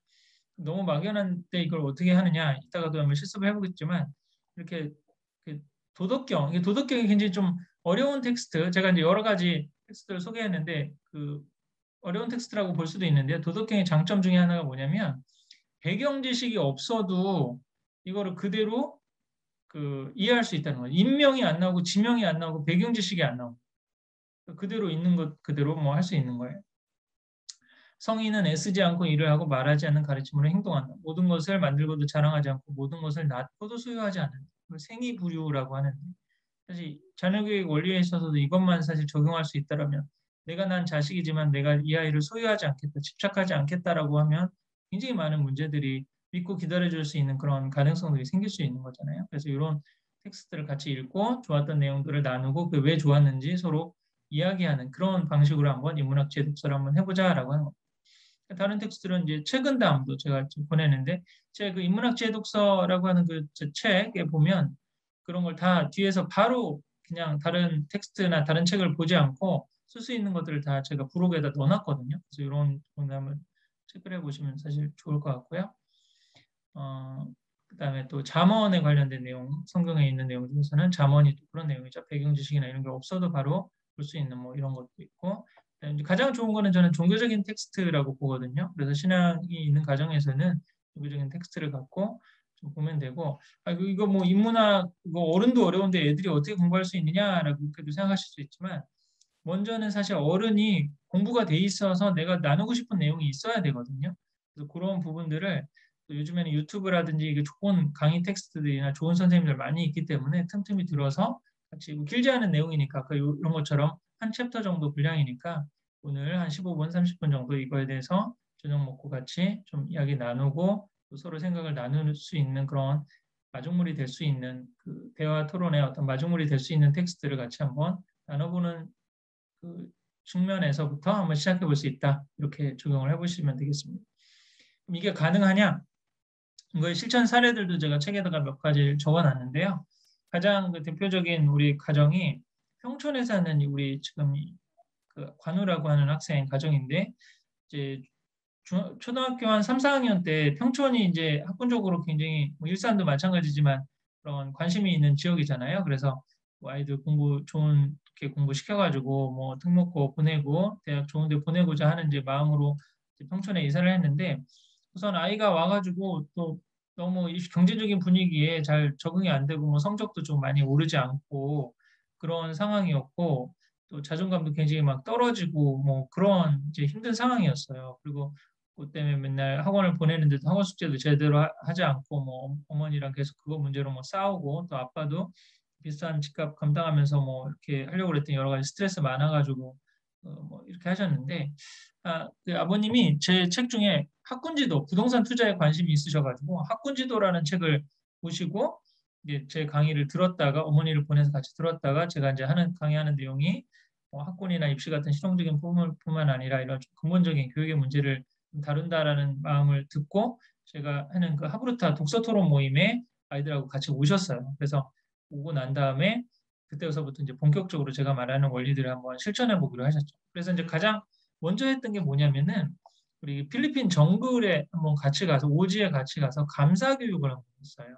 요즘 아이들이 불평불만이 굉장히 많은 거죠. 이게 풍요로운 환경 가운데 이런 불평불만이 많으니까 이 긍정의 에너지 플러스 에너지가 너무 없는 거예요. 그래서 이렇게 어려운 그 오지에 가서 좀 휴가를 아빠가 또 같이 맞추고 그래가지고 같이 가셨어요. 같이 가서 감사 교육을 하고 또 이 바닷가 쪽으로 좀 나와서 이렇게 좀 하브루타 연습을 한 일주일 동안 같이 공동생활을 하면서 같이 하는 연습을 했어요. 그리고 난 다음에 이제 한국으로 돌아와서 뭐를 어머니가 실천을 했냐면 저녁에 1시간씩 학원 다니던 거 다 끊고 검도 학원만 딱 보내고 그 공부는 네가 알아서 해. 공부는 네가 알아서 하고 이제 엄마하고는 저녁에 1시간씩 심 선생님이 말한 대로 인문학 지혜 독서 해보자. 그래서 텍스트를 한 권 정해가지고 같이 읽고 그다음에 다섯 장씩 한번 이게 성경으로 했거든요. 성경을 5장 읽고 자기가 제일 감명 깊은 구절 한 구절씩 적고 그 중에서도 키워드 하나를 정해서 넌 키워드를 왜 정했니?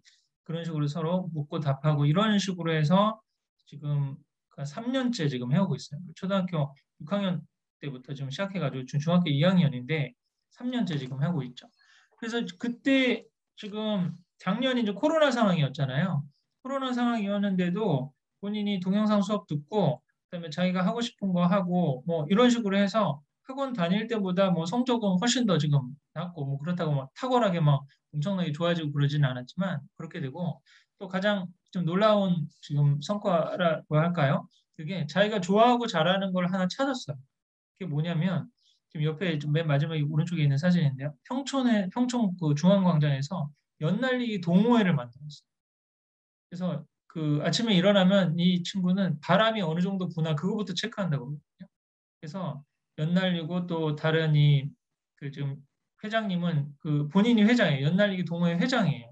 그래서 연 날리고 또 다른 사람들한테 연 날리는 거 전수해주고 만들고 뭐 이런 거에서 본인이 뭔가 굉장히 좀 자존감이 지금 올라가고 그랬던 모습을 봤는데요. 제가 아까 지도적성 얘기도 해드렸는데 지금 이 학생의 케어스를 보면서 제가 하나 느낀 게 뭐냐면은 정말 자기가 좋아하고 하고 싶은 걸 마음껏 해주니까 하기 싫은 걸 할 수 있는 에너지가 생기더라라고 하는 거예요. 지금 필리핀에 갔을 때 그 너 지금 아침 저녁으로 같이 이렇게 공부하는 거 말고 나머지 시간은 네가 원하는 거 다 하라고 그랬더니 좀 뭘 했냐면 하루에 뭐 7, 8시간이 수영만 했거든요. 그래서 야 이건 좀 너무한 거 아닌가? 그래도 한두 시간은 좀 공부하고 알아서 좀 해주길 바랬는데 수영만 하고 오더니 한국에 와서는 자기가 이렇게 또 좋아하고 이런 것들을 스스로 찾아가는 역량이 되더라고요. 그래서 그때 저희가 하나 깨달았던 게, 뭔가 자기가 하기 싫은 걸 할 수 있는 에너지가 생기려면 자기가 하고 싶은 거를 마음껏 해볼 수 있는 좀 그런 경험들이 좀 있어야 되는 게 아닌가라는 생각이 들었었죠.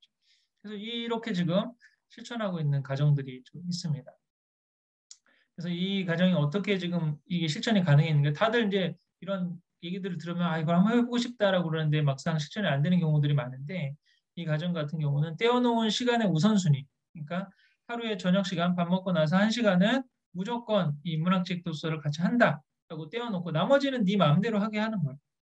가장 중요한 한 가지를 잡았더니 사실은 스스로 공부하고 알아서 자기 일하고 이렇게 되니까 그래서 또 하나 뭐 효과라고 그럴까요? 좋은 점이라고 그럴까요? 어머니가 이제 그 전에 뭐 잔소리하고 숙제했는지 안 했는지 검사하고 뭐 단어 시험 보고 뭐 그럴 필요가 없잖아요. 스스로 자기가 알아서 하니까 그 남는 시간을 통해서 어머니가 따로 공부를 하셔가지고요. 지금 그 사이버 대학에 하나 가셔가지고 하나 학사학위를 또 받으셨어요.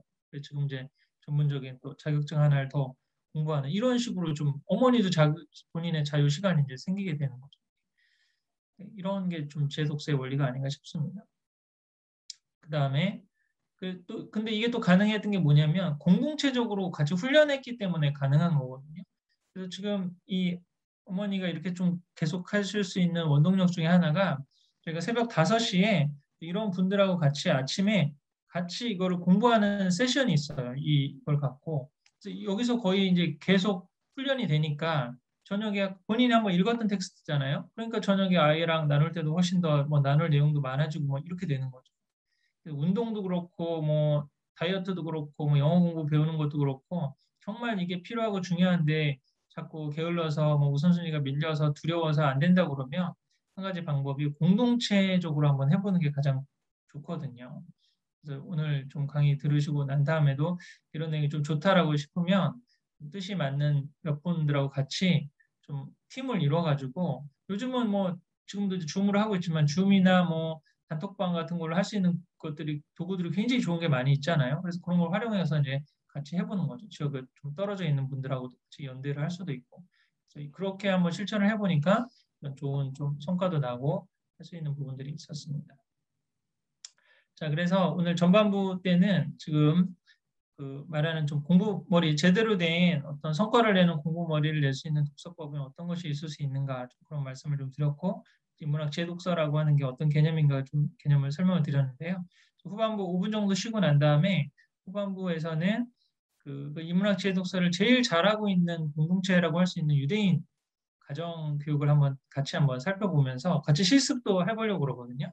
그 과정에서 뭐 어떻게 그게 이루어지는지 한번 같이 관찰해보는 시간을 갖도록 하겠고요.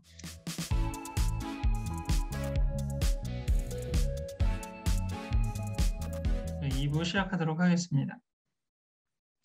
그래서 아까 말씀드린 대로 이런 인문학 지혜 독서를 전 세계적으로 제일 잘 한다라고 볼 수 있는 가정이 유대인 그 가정인데 유대인 자녀 교육에 세 가지 핵심 원리가 있거든요. 첫 번째가 ጼ다카 교육이라고 해서 그 나눔 교육입니다. 자선함을 통한 나눔 교육. 두 번째가 이제 안식 식탁 교육이고 세 번째가 한 줄기 인문고전 독서라고 하는 탈무드식 토론 교육인데 이거 아까 지금 채팅창에 그런 내용 내려주신 적이 있으세요? 제가 인문학지혜 독서 얘기를 하니까 이게 슬로우 리딩하고 비슷한 건가요? 라고 말씀하셨는데 일종의 슬로우 리딩이라고 할 수 있죠. 지금 이따가도 소개를 해드리겠지만 유대인들은 거의 12살, 뭐 13살 때 이 아이들이 주로 공부하는 부모랑 같이 공부하거나 회당에서 같이 공부하는 텍스트는 토라 탈무드밖에 없는 거거든요. 탈무드는 이제 어려운 내용이어가지고 한 13살 이상부터 공부를 하고 그 이전에는 소위 말해서 토라라고 하는 거랑 미시나라고 하는 그 부분을 계속 이제 반복해서 이제 공부를 하는 거거든요. 근데 그 토라라고 하는 모세오경 안에 사실은 그 언어, 역사, 그다음에 뭐 생물학, 레위 같은 데에서 뭐 어떤 음식은 먹으면 되면 안 되고 뭐 그러면서 생물학 같은 것도 뭐 자연스럽게 다 배우게 되는 거고 모든 게 그 안에 들어있다라고 이제 보는 거죠. 그래서 그 한 가지 책을 계속 반복해서 보는 이런 그런 개념으로 지금 진행이 된다라고 보는 겁니다. 그럼 이제 첫 번째가 이제 나눔 교육인데 모든 아이들이 가정마다 이 자선함이 이렇게 하나씩 있습니다. 자기만의 자선함이 있어서 아침에 학교 갈 때도 이렇게 놓고 밥 먹기 전에 이렇게 놓고 자기만의 자선함을 이렇게 하나씩 다 만들어요. 그런 이유가 가장 뭐냐면은 그 내가 살아가는 목적이 이 세상을 좀 더 나은 곳으로 만들기 위해서 나는 산다라고 하는 이게 유대인들 아이들한테 계속 반복해서 가르쳐 주는 내용 중에 하나거든요. 그러면 오늘 이 세상을 좀 더 나은 곳을 만들기 위해서 너는 뭐 했냐라고 아빠가 저녁에 이제 같이 식사하고 그럴 때 물어본다면 뭐라고 대답을 해야 될까요? 아이들이 오늘 그 학교에서 시험 문제 푸는데 공부 못하는 아이 그 문제 푸는 걸 좀 도와줬어요. 아니면은 어떤 아이가 지우개가 없었는데 지우개를 내 걸 하나 줬어요. 라든지 뭐 길가 오는데 할머니가 무거운 짐 들고 갔길래 그걸 좀 도와드렸어요. 이런 식의 소위 말해서 일일 일선을 해야 되는 거거든요. 내가 이 세상을 좀 더 나은 곳으로 만들기 위해서 무언가를 했다라고 하는 그거를 계속 나누고 실천하게 하는데 그 방법 중에 하나가 학교 가기 전에 이미 자선함에 돈을 넣고 그다음에 밥 먹기 전에 사실 자선함에 돈을 넣어서 내가 밥을 먹고 그 음식을 섭취하는 게 다 이 세상을 좀 더 나은 곳으로 만들기 위함이다라고 하는 걸 계속 각인시키는 사실 교육을 하는 게 가장 큰 그 유대인 교육의 가장 핵심적인 요소라고 할 수가 있거든요. 그래서 이 째다카 교육 이 부분이 이제 먼저 그 중심이 돼야 된다라고 하는 거죠. 공부를 하는 목적도 뭐냐라고 하는 답도 이 안에 들어가 있는 거죠. 너 왜 책을 읽어? 내가 책을 읽어서 이 세상을 좀 더 나은 곳으로 만들고 많은 사람들을 섬기는 그런 일을 할 수 있기 위해서 나는 공부를 하고 책을 읽고 시험을 보는 거예요. 라고 하는 정체성을 계속 갖게 해주는 거죠, 사실은. 이 부분이 굉장히 중요한 의미가 있다라고 볼 수가 있는데요. 이거를 우리 실천하는 그 몇몇 우리 가정들 같이 저랑 이제 뜻에 맞아서 독서 토론 운동이나 이거 같이 하면서 하는 가정들에서는 아이 생일 때마다 생일 잔치는 조촐하게 하고 그 남은 기금으로 그런 무슨 초록우산 재단 같은 데 기부를 한다든지 아니면 어려운 선교지 같은 데 기부를 한다든지 그 아이 이름으로 그런 것들을 계속하는 좀 가정도 있거든요. 이게 또 우리나라식의 어떤 방식으로 세탁가 교육을 좀 한번 실천하는 그런 내용이라고도 볼 수가 있겠죠. 그래서 가장 기본이 이거다라고 하는 거예요. 이게 그리고 이랬을 때 사실 아이들의 자존감이 생길 수 있거든요. 존재의 어떤 의식이. 이따가도 좀 안식일 때도 말씀드리겠지만 그 전에 제가 분당에서 자녀교육 특강을 한번 하러 갔는데 유대인 자녀교육 주제로 한번 갔는데 교장 선생님이 강의 들어가기 전에 저한테 이런 부탁을 하시더라고요. 선생님, 요즘 우리 아이들이 너무 자존감이 떨어진다는 거예요. 그래서 자존감을 좀 올려줄 수 있는 그런 팁들을 부모님들한테 많이 주셔서 우리 애들이 좀 자존감을 갖게 해달라고 그런 얘기를 해주시더라고요. 근데 우리 아이들이 자존감이 왜 낮을까요? 사실은 그걸 철학적으로 얘기를 해보면 존재 중심적인 삶이 아니라 성취 중심적인 being이 아니라 doing과 having 중심적인 삶을 계속 아이들한테 주입하기 때문에 애들이 그 자존감이 낮은 거거든요.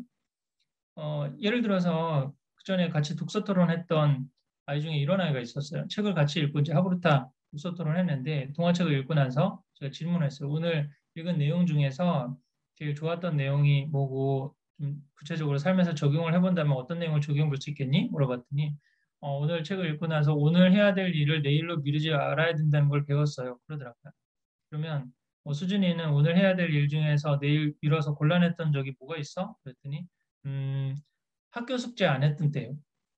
그랬어요. 그래서 그랬구나. 그럼 학교 숙제 말고 수진이가 꼭 오늘 해야 되는데 못해서 곤란했던 것도 다른 거 없어? 그랬더니 학원 숙제 안 했을 때요. 이러더라고요. 그래서 그럼 학교 숙제, 학원 숙제 말고 집에서 너가 꼭 어떤 해야 될 일, 예를 들어서 방 청소 같은 걸 해놨어야 되는데 안 했는데 친척들이 와서 지저분한 방을 보여줘서 창피했다든지 그런 적 없어? 그랬더니 우리 엄마가요. 쓸데없는 짓 하지 말고 공부나 하래. 이런 식으로 얘기를 하더라고. 그러니까 얘를 평가하는 자존감의 근원이 doing이자는 거예요. doing. 뭐를 했냐. 그다음에 공부를 문제지를 얼마나 풀었냐. 성적이 얼마나 나왔냐. 이런 식으로 사실 아이들을 평가하기 시작하면은 상위 공부 잘하는 몇 퍼센트 아이들만 자존감이 생길 수 있고 나머지 아이들은 자존감이 생길 수 없는 상황이 되는 거잖아요. 그렇지 않고 네가 존재하는 그 자체만으로 너는 소중한 애야. 라고 하는 걸 사실 가르쳐 줘야 되는데 그게 이제 안식이라고도 맞물려 있거든요. 안식일 날에는 금요일 날 해 떨어지고부터 토요일 날 해 떨어질 때까지가 안식일인데 안식일에는 아무 일도 하지 못하게 하거든요. 서로 하지 말아야 될 게 39가지가 있어요. 예를 들어서 공부하는 거 당연히 안 돼요. 운전하는 것도 안 되고 그다음에 심지어는 뭘 종이로 쓰는 것도 안 돼요. 읽을 수는 있는데 쓰면 안 되거든요. 쓰지도 못하게 해요. 그리고 화장실에 있는 휴지도 찢지 못하게 해요. 찢는 것도 일이라고 그래가지고. 그러면 이렇게 아무것도 못하고 그럼 뭘 하냐? 금요일 날 저녁에 온 가족이 모여서 같이 밥 먹고 이야기하고 토요일 날 아침에 일어나서 밥 먹고 이야기하고 걸어서 회당 갔다 오고 토요일 날 점심 때 밥 먹고 이야기하고 이렇게 아무 일도 안 시키는 그리고 그렇게 해서 아무 일도 안 하는 그런 시간의 어떤 섬이라고 그러는데 그걸 만들어 두는 이유가 뭐냐면은 너는 아무것도 안 해도 소중한 존재라고 하는 존재 중심적인 자존감을 갖게 하기 위함인 거거든요, 사실. 내가 공부를 못해도 엄마가 밥을 해주지, 엄마도 밥을 하지, 엄마도 다 밥을 해놓고 대어만 먹지, 설거지하고 그런 것도 하지 않는단 말이야. 나중에 다 몰아서 하고 그러지. 그러니까 엄마도 온전히 쉬는 거예요, 그냥. 그다음 아빠도 더 이상 일을 하지 않아. 일을 하거나 작업을 하거나 컴퓨터로 게임을 보거나 이러지 않는다는 거예요. 다 그냥 오로지 자기 존재에만 집중하는 시간을 가져보는 거야. 아까 우리 같이 해봤던 명상의 시간과 같은 것처럼. 그러니까 이렇게 되니까 존재 그 자체에서의 자존감을 찾게 되는 아이와 무엇을 성취를 했을 때 자존감을 찾는 아이들 한번 생각해 보세요. 그러면 성취가 안 되면 얘는 완전히 자기 존재감이 없어지는 거잖아요. 최근에 시험을 하나 못 봐서 아이가 극단적인 선택을 한다. 수능 같은데 왜 그런 일이 생길까요, 사실? 자기 존재에서 자기 그 자존감을 찾은 게 아니라 자기의 성취에서 찾게 되면 시험에서 실패하면 자기 인생은 없어지는 거죠. 시험은 실패해도 내 존재는 남아있다라고 생각하는 아이들은 그런 극단적인 선택을 하지 않을 수 있는 거잖아요, 사실. 그 결과에 집착하지 않을 수가 있는 거. 그러니까 이런 존재적인 중심적인 삶을 계속 너는 소중한 아이야, 중요한 아이 이걸 얘기해 주는 게 아니라 바로 이런 자선함을 통해서 해주는 거예요. 네가 이렇게 섬기고 나눴던 게 얼마만큼 열매가 되어서 많은 사람들을 더 이롭게 하는지 아니면 아까 생일 때 그런 기부를 하는 것도 마찬가지. 네가 태어난 것 그 자체로만 소중하다. 태어난 것 그 자체로만으로도 소중하다라고 하는 거를 아이들한테 어려서부터 계속 각인을 시켜주는 거라 사실. 그래서 이 체다카 교육이 여러 가지 의미가 있지만 저는 이거를 좀 존재적인 의미로도 좀 많이 생각을 하거든요. 그래서 그거를 반드시 자기의 삶의 기반이 나누고 섬기는 데 있다라고 하는 거를 계속 반복해서 아이들한테 가르쳐주고 주지시켜 줬을 때 이게 또 온전한 공부가 될 수도 있고 또 온전한 삶이 될 수 있지 않나 좀 생각이 듭니다. 그거를 이제 아까 잘하는 게 이제 안식일 식탁이라고 하는 건데 아까 말씀드렸는데 토요일 날, 금요일 날 해 떨어지고부터 토요일 날 저녁 때까지인데요. 안식일을 이제 이걸 간단하게 이제 실습을 해볼 겁니다. 이 슬라이드 다음에 체다카라고 하는 자선함을 합니다. 그리고 엄마가 촛불을 켜고 엄마를 위한 감사의 노래를 하고 손 씻고 정결례를 하고 빵과 잔을 나누고 기도. 이건 유대인들이 하는 방식을 약간 조금 변형시킨 거예요. 그래서 이걸 하고도 식사를 하고 식사 후에 가족들과 토라 탈무드 공부를 하고 그다음 아버지가 축복해주고 이런 식으로 이제 적용을 해보라고 제가 이제 권해서 우리 질문에 있는 식탁 유대인의 자녀교육이라든지 뭐 이런 데서 한국적인 방법으로 한번 좀 바꿔서 한번 해보라고 하는 건데요. 이거를 한번 실습을 제가 같이 한번 하는 거를 보여드리도록 할게요. 그럼 제일 먼저 뭘 하냐면 자선함을 한다고 그랬죠. 그래서 이게 좀 같이 보이시죠 하면 이 자선함을 자 저희 집에서는 이걸로 지금 하거든요. 아이들이 저희도 좀 어려가지고 이런 좀 소리가 나는 거 아이들이 좋아하고 그래서 동전을 이렇게 자선함을 밥 먹기 전에 먼저 이렇게 하는 겁니다. 그래서 물어봐요. 그리고 이 자선함을 왜 하지? 물어보면 애들이 우리가 다 먹고 마시는 것이 이 세상을 좀 더 나은 곳으로 만들고 많은 사람들을 섬기기 위해서 한다는 상징적인 의미로 하는 거예요. 라고 하는 거 계속 아이들한테 반복시키는 거죠. 그래서 이 자선함 이거를 하고요. 그 다음에 엄마가 촛불을 켰는데 처음에는 이제 저희 양초로 했는데 애들이 자꾸 후후 불어오고 끄고 그래가지고 요즘은 LED 촛불로 이렇게 지금 해보고 있습니다. 분위기가 싹 좀 나잖아요. 예. LED 촛불 이렇게 엄마가 촛불을 켜요. 그리고 난 다음에 엄마를 위한 감사의 노래를 불러줘. 저희는 좀 제가 번안을 해서 이렇게 부르는데요. 엄마 감사해요. 우리가 있잖아요. 엄마 감사해요. 우리가 있어요. 감사합니다 하고 아빠가 엄마를 안아줍니다. 그러면서 일주일 동안 고생 많았지. 수고했지. 많이 도와주지 못해서 미안해. 그리고 신경질 부리고 당신한테 짜증내서 미안해. 그리고 미안합니다. 감사합니다. 사랑합니다. 이런 얘기를 하게 해줘요. 그다음에 아이들이 이제 와가지고 엄마 감사합니다. 사랑합니다. 그렇게 다 온 가족이 같이 앉고 그런 시간을 이제 가져보는 거죠.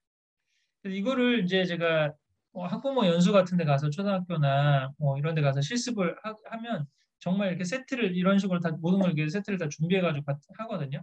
근데 엄마 역할을 맡으신 분들이 끝나고 나서 소감을 물어보면 한 7, 80%가 눈물이 글썽글썽해요. 그러면서 내가 지금까지 10년 이상 키우면서 이렇게 감사합니다, 사랑합니다 이런 얘기를 거의 들어본 적이 없대요. 무슨 얘기를 들어봤냐고 물어보니까 엄마 내 신발 어디다 갖다 놨어? 엄마 크레파스 어디다 갖다 놨어? 가방! 뭐 그러면서 엄마를 종 부리듯 하녀 부리듯이 하는 그런 소리는 들어봤는데 감사합니다, 사랑합니다 이런 얘기를 정식으로 이렇게 판 깔아놓고 들어본 적이 거의 없다라고 하는 거예요.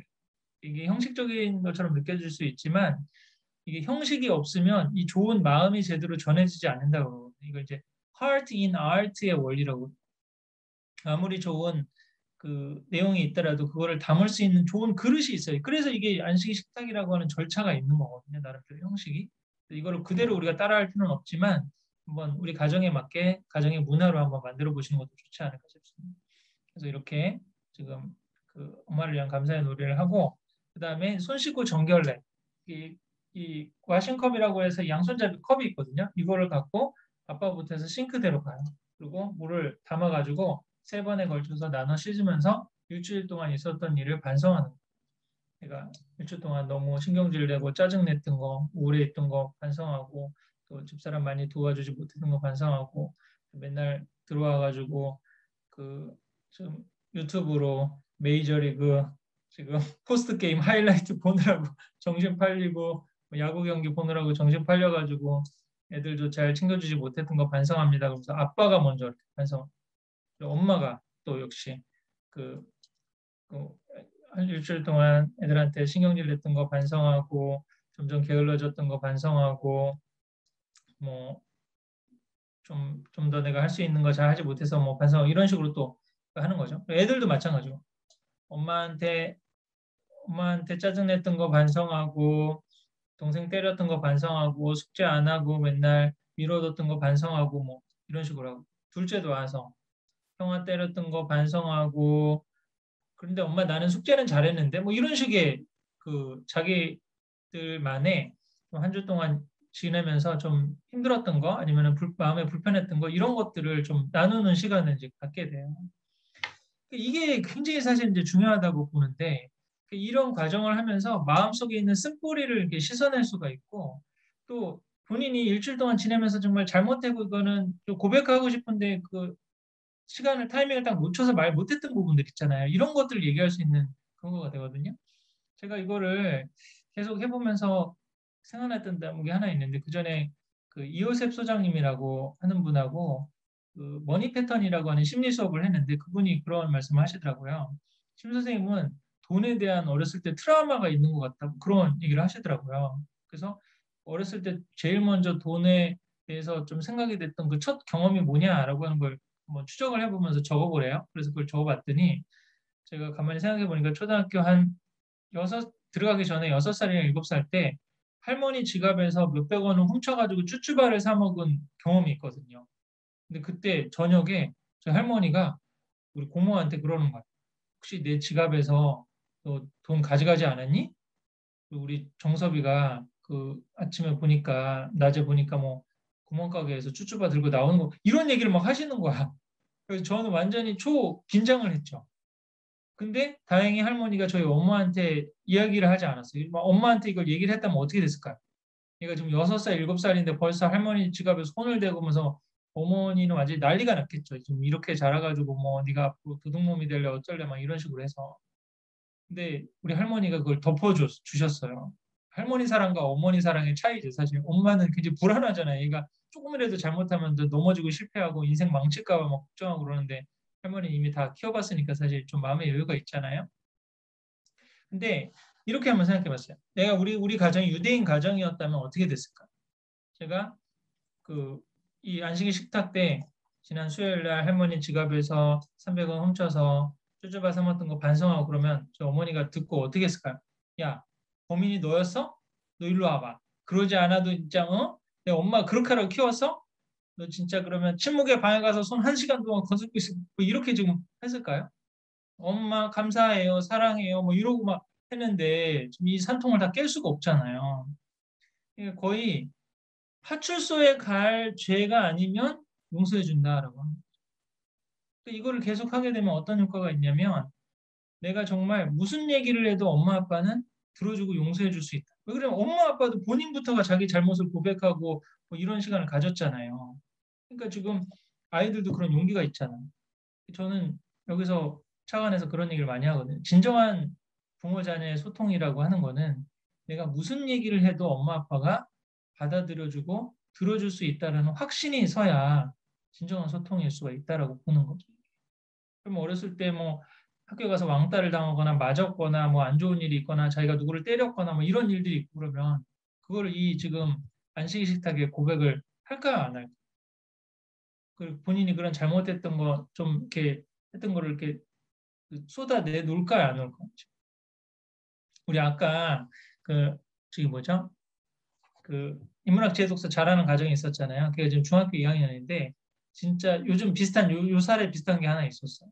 좀 아이들하고 친구 하다가 자전거 타고 어디 이상한 데 가가지고 벽에다가 그 스프레이로 막 장난을 치다가 걸린 거예요. 걸려가지고 거의 파출소까지 끌려갈 뻔하고 막 그랬었거든요. 근데 그런 일 있고 그러면 다른 웬만한 청소년들 같으면 그 엄마 아빠한테 얘기할까 안 할까? 안 하고 뭐 파출소에서 연락 온다거나 뭐 그러잖아요. 얘는 안식일 식탁에 오픈하는 거죠. 사실은 그런 일이 있었다고. 내가 그리고 또 그러네. 내가 왜 맨날 그렇게 좋은 뭐 얘기 듣고 말씀 듣고 막 그렇게 하는데 그런 갑자기 막 그런 마음이 생겼는데 자기도 이해가 안 된다는 거예요. 부모님이 그때 얘기를 그래서 사람들은 다 이게 뭔가 한계가 있다고 그러는 거야. 인간이 완벽하게 너는 이론적으로 알았지만 실제로 내 본성이 어떻고 내 마음속에 그런 나쁜 짓 하고 싶은 욕구가 있다고 그런 걸 발견하지 않았냐고. 그런 식으로 자연스럽게 사실은 이게 얘기가 될 수가 있는 거죠. 이 부분이 돼 있어. 저는 이제 진로지도에서도 마찬가지거든요. 어떤 이제 아이들 유형 중에 부모의 눈치를 많이 보는 아이들은 나는 이걸 하고 싶은데 엄마 아빠가 이걸 하면 싫어할 것 같으니까 얘기 못 하고 뭐 이런 애들도 있거든요. 근데 어렸을 때부터 이런 계속 안식일 식탁을 통해서 내가 무슨 얘기를 해도 엄마 아빠가 들어주고 받아준다라는 확신이 들면 엉뚱한 진로 선택, 엉뚱한 이런 뭐 공부 방법은 이렇게 지금 가지 않을 수 있는 가능성이 이 부분이 굉장히 사실 중요한 부분이고요. 그 다음이 이게 지금 이렇게 지금 정결례를 하고 난 다음에 이 컵인데요. 지금 포도주를 나눈다고 그러죠. 우리 또 기독교에서도 성만찬 비슷한 거 하잖아요. 그래서 비슷하게 이렇게 포도주를 하는데 포도주를 이 포도 주스를 하나 이렇게 준비를 해서 이 컵에다가 하고 이게 지금 분병잔인데 이렇게 여러 가지 컵이 있는 겁니다. 이런 식으로 돌아가면서 이렇게 컵이 있어요. 그러니까 파운틴 컵이라고 그러는데 이걸 이렇게 쓰는 대부분 이제 안 쓰는 가정도 있을 수 있지만 이렇게 쓰는데 여기다가 해서 위로 포도주를 이렇게 하면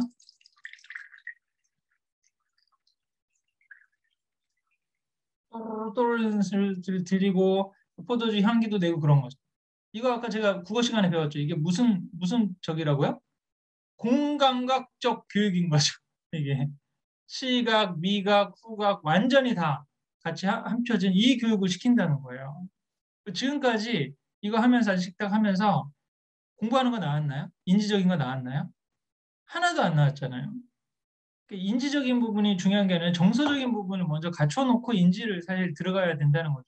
우리나라 교육에 좀 모순이 있는 게 그거거든요. 이게. 얘네들은 매겨놓고 공부를 시킨다는 거죠. 이게.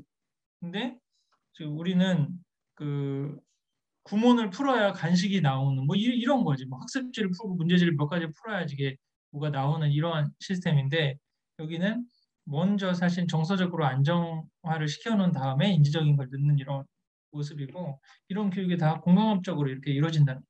그러니까 이런 식으로 해서 아이들을 한 12살, 13살까지 키우고 난 다음에 이제 성인식을 하는데 그럼 성인식 때 물어봐요. 너는 앞으로 엄마 아빠처럼 이렇게 정통파 이게 모든 유대인이다 이러는 게 아니거든요. 정통파 유대인이라고 그래서 전체 유대인에서 한 15에서 20% 정도가 이렇게 사는 거거든요.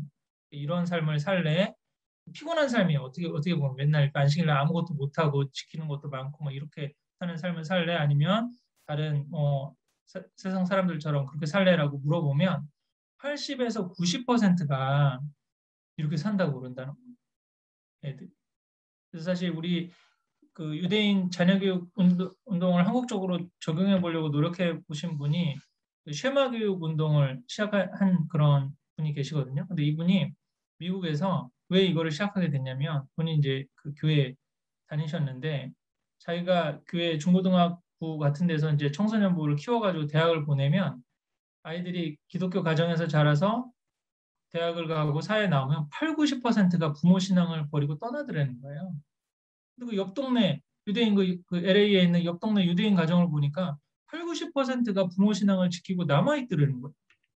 이게 도대체 이 차이가 어디서 나는가를 사실은 연구하기 시작하면서 이게 쉐마 운동이라고 하는 거를 분이 시작하셨다고 그러거든요. 바로 이런 완전히 공감학적인 교육을 하고 전인적인 교육을 하니까 이게 다음 세대로 전수할 수 있었고 그래서 아까 그런 것도 있죠. 유대인들은 유대인이 안식일을 지킨 게 아니라 안식일 식탁이 유대인들을 2000년 동안 지켜줬다라고 사실 생각을 한다는 거죠. 그리고 이제 그 포도주를 나누고 난 다음에 이제 빵이 있는데 빵이 두 덩이에요. 빵이 왜 두 덩일까요? 빵이 왜 두 덩일까요? 유대인들이 하는 모든 거는 다 사실 이유가 있어요. 어떤 가정에서는 하나는 우리가 먹고 하나는 다른 가정에 나눠준다고 생각할 수 있는데 이게 지금 신명기라고 하는 그 챕터에서 뭐라고 설명을 하고 있냐면은 안식일이 금요일날 해 떨어지기부터 토요일날 해 떨어질 때 이제 이틀에 걸쳐 있잖아요. 그러니까 이틀 먹을 양식을 준비한다라는 의미에서 이제 빵을 두 개를 주게 하는 거예요. 빵을 위해서 아빠가 이제 기도를 하고 난 다음에 잘라서 이제 엄마한테 자녀들한테 이렇게 나눠줘. 이것도 굉장히 사실 중요한 부분이라고 보거든요. 그래서 아빠가 항상 나눠줘요. 아빠가 뭐 부재 중이어서 없어서 그러면은 뭐 할 수가 없지만 아빠가 항상 나눠주면서 아빠가 우리 가정의 공급자이고 보호자이고 상담자라고 하는 걸 아이들한테 계속 각인시키는 거거든요. 제가 나중에 우리 좀 아이들 좀 도와주려고 하는 목적에서 심리학 공부도 좀 하고 그랬는데 가족 심리학에서 가족 세우기라는 과정이 있는데 이거를 뭐 여러 가지 뭐 심리 세션을 하고 비싼 돈을 내서 뭐 이렇게 할 수도 있는데 가만히 이걸 보니까 유대인 가정들은 아빠의 자리, 엄마의 자리를 지켜주고 아빠가 너희들의 공급자라고 하는 걸 계속 그 각인을 시키게 되니까 소위 말해서 아이들이 청소년기가 됐을 때 훈육이라고 하는 게 된다는 거죠. 훈육. 유대인 아빠랑 그 놀아주는 아빠, 스칸디나비안 뭐 아빠 같은 거 있잖아요, 요즘에. 그거의 가장 큰 차이는 놀아주는 아빠는 아이들이 청소년이 됐을 때 훈육이 안 된다는 거예요, 훈육. 근데 이렇게 지금 가족 심리학적인 측면에서 아빠의 자리를 지켜주면 아빠의 권위가 생기게 돼요. 그래서 이거를 오늘 이따가 지금 링크를 하나 걸어드릴 텐데요. 저 유튜브에서 이 지금 오늘 지금 하는 이 세션을 1시간짜리로 풀 EBS 가서 방송으로 촬영한 게 있거든요. 그 링크를 걸어드릴 테니까 그거를 한번 온 가족이 같이 한번 보시고 이제 한번 물어보시면 되겠어요. 아빠나 아니면 우리 다른 엄마한테 어떻게 애들한테도 어떻게 생각하냐고 이거에 대해서. 그래서 우리 가정에 뭐 똑같이 뭐 이렇게 할 필요는 없지만 가정에 맞는 방법으로 한번 실천을 해보시는 것도 의미가 있을 것 같습니다. 그래서 이렇게 나눠주고 난 다음에 그러고 난 다음에 이제 그러니까 토라 탈무드 텍스트를 가지고 하고 또 뭐 자녀들을 위해서 축복기도 해주고 이제 그런 부분이 있는 건데 자 그럼 이 부분을 같이 한번 어떻게 그 하브르타라고 하는 방법으로 그 대화를 하는지 그걸 한번 같이 좀 한번 보도록 하겠습니다. 그래서 이거를 지금 우리 실습을 우리 시작하기 전에 우리 아이디 알렉스라고 계시는 어머니 아까 부탁드렸는데 좀 한번 켜주실까요? 네. 저랑 같이 한번 해보도록 하겠습니다. 먼저는 이제 텍스트를 같이 읽는 거예요. 같이 도덕경 17장으로 한번 해볼게요. 같이 한번 읽어볼게요. 시작. 가장 훌륭한 임금 밑에서 백성들은 다만 임금이 있다는 것만을 알 뿐이다. 그 그 다음은 다음은 백성들이 백성들이 친근감을 가지며 그를 그를 칭찬하는 칭찬하는 임금이다. 임금이다. 그 그 다음은 다음은 백성들이 백성들이 두려워하는 두려워하는 임금이다. 임금이다. 그 그 다음은 다음은 백성들에게 백성들에게 업신여김을 당하는 업신여김을 당하는 임금이다. 임금이다. 자, 이렇게 같이 읽고 난 다음에 제일 좋은 구절을 한 구절 꼽아보는 거예요. 제일 마음에 다가오는 음, 고르셨어요? 한번. 그 다음은 백성들이 친근감을 가지며 그를 칭찬하는 임금이다. 네. 그러면 문장 가운데 그럼 키워드 하나만 뽑아보신다면요? 칭찬하는 임금. 네. 왜 그거를 키워드로 선택하셨어요? 임금이 제가 네. 그 부모라고 생각을 네네네. 하고, 아주 좋습니다. 예, 칭찬을 많이 하는 부모가 되었으면 하는 게 제일 와닿았던 것 같아요. 그럼 평소에 칭찬을 잘 자녀들한테 안 해주시나요? 최근에 좀, 최근에, 맨날 검사만 하고, 안 음, 했던 거에 대한 멘트를 많이 하고, 음, 칭찬이 좀 부족했다는 걸 최근에 좀 느꼈던 것 같아요. 네.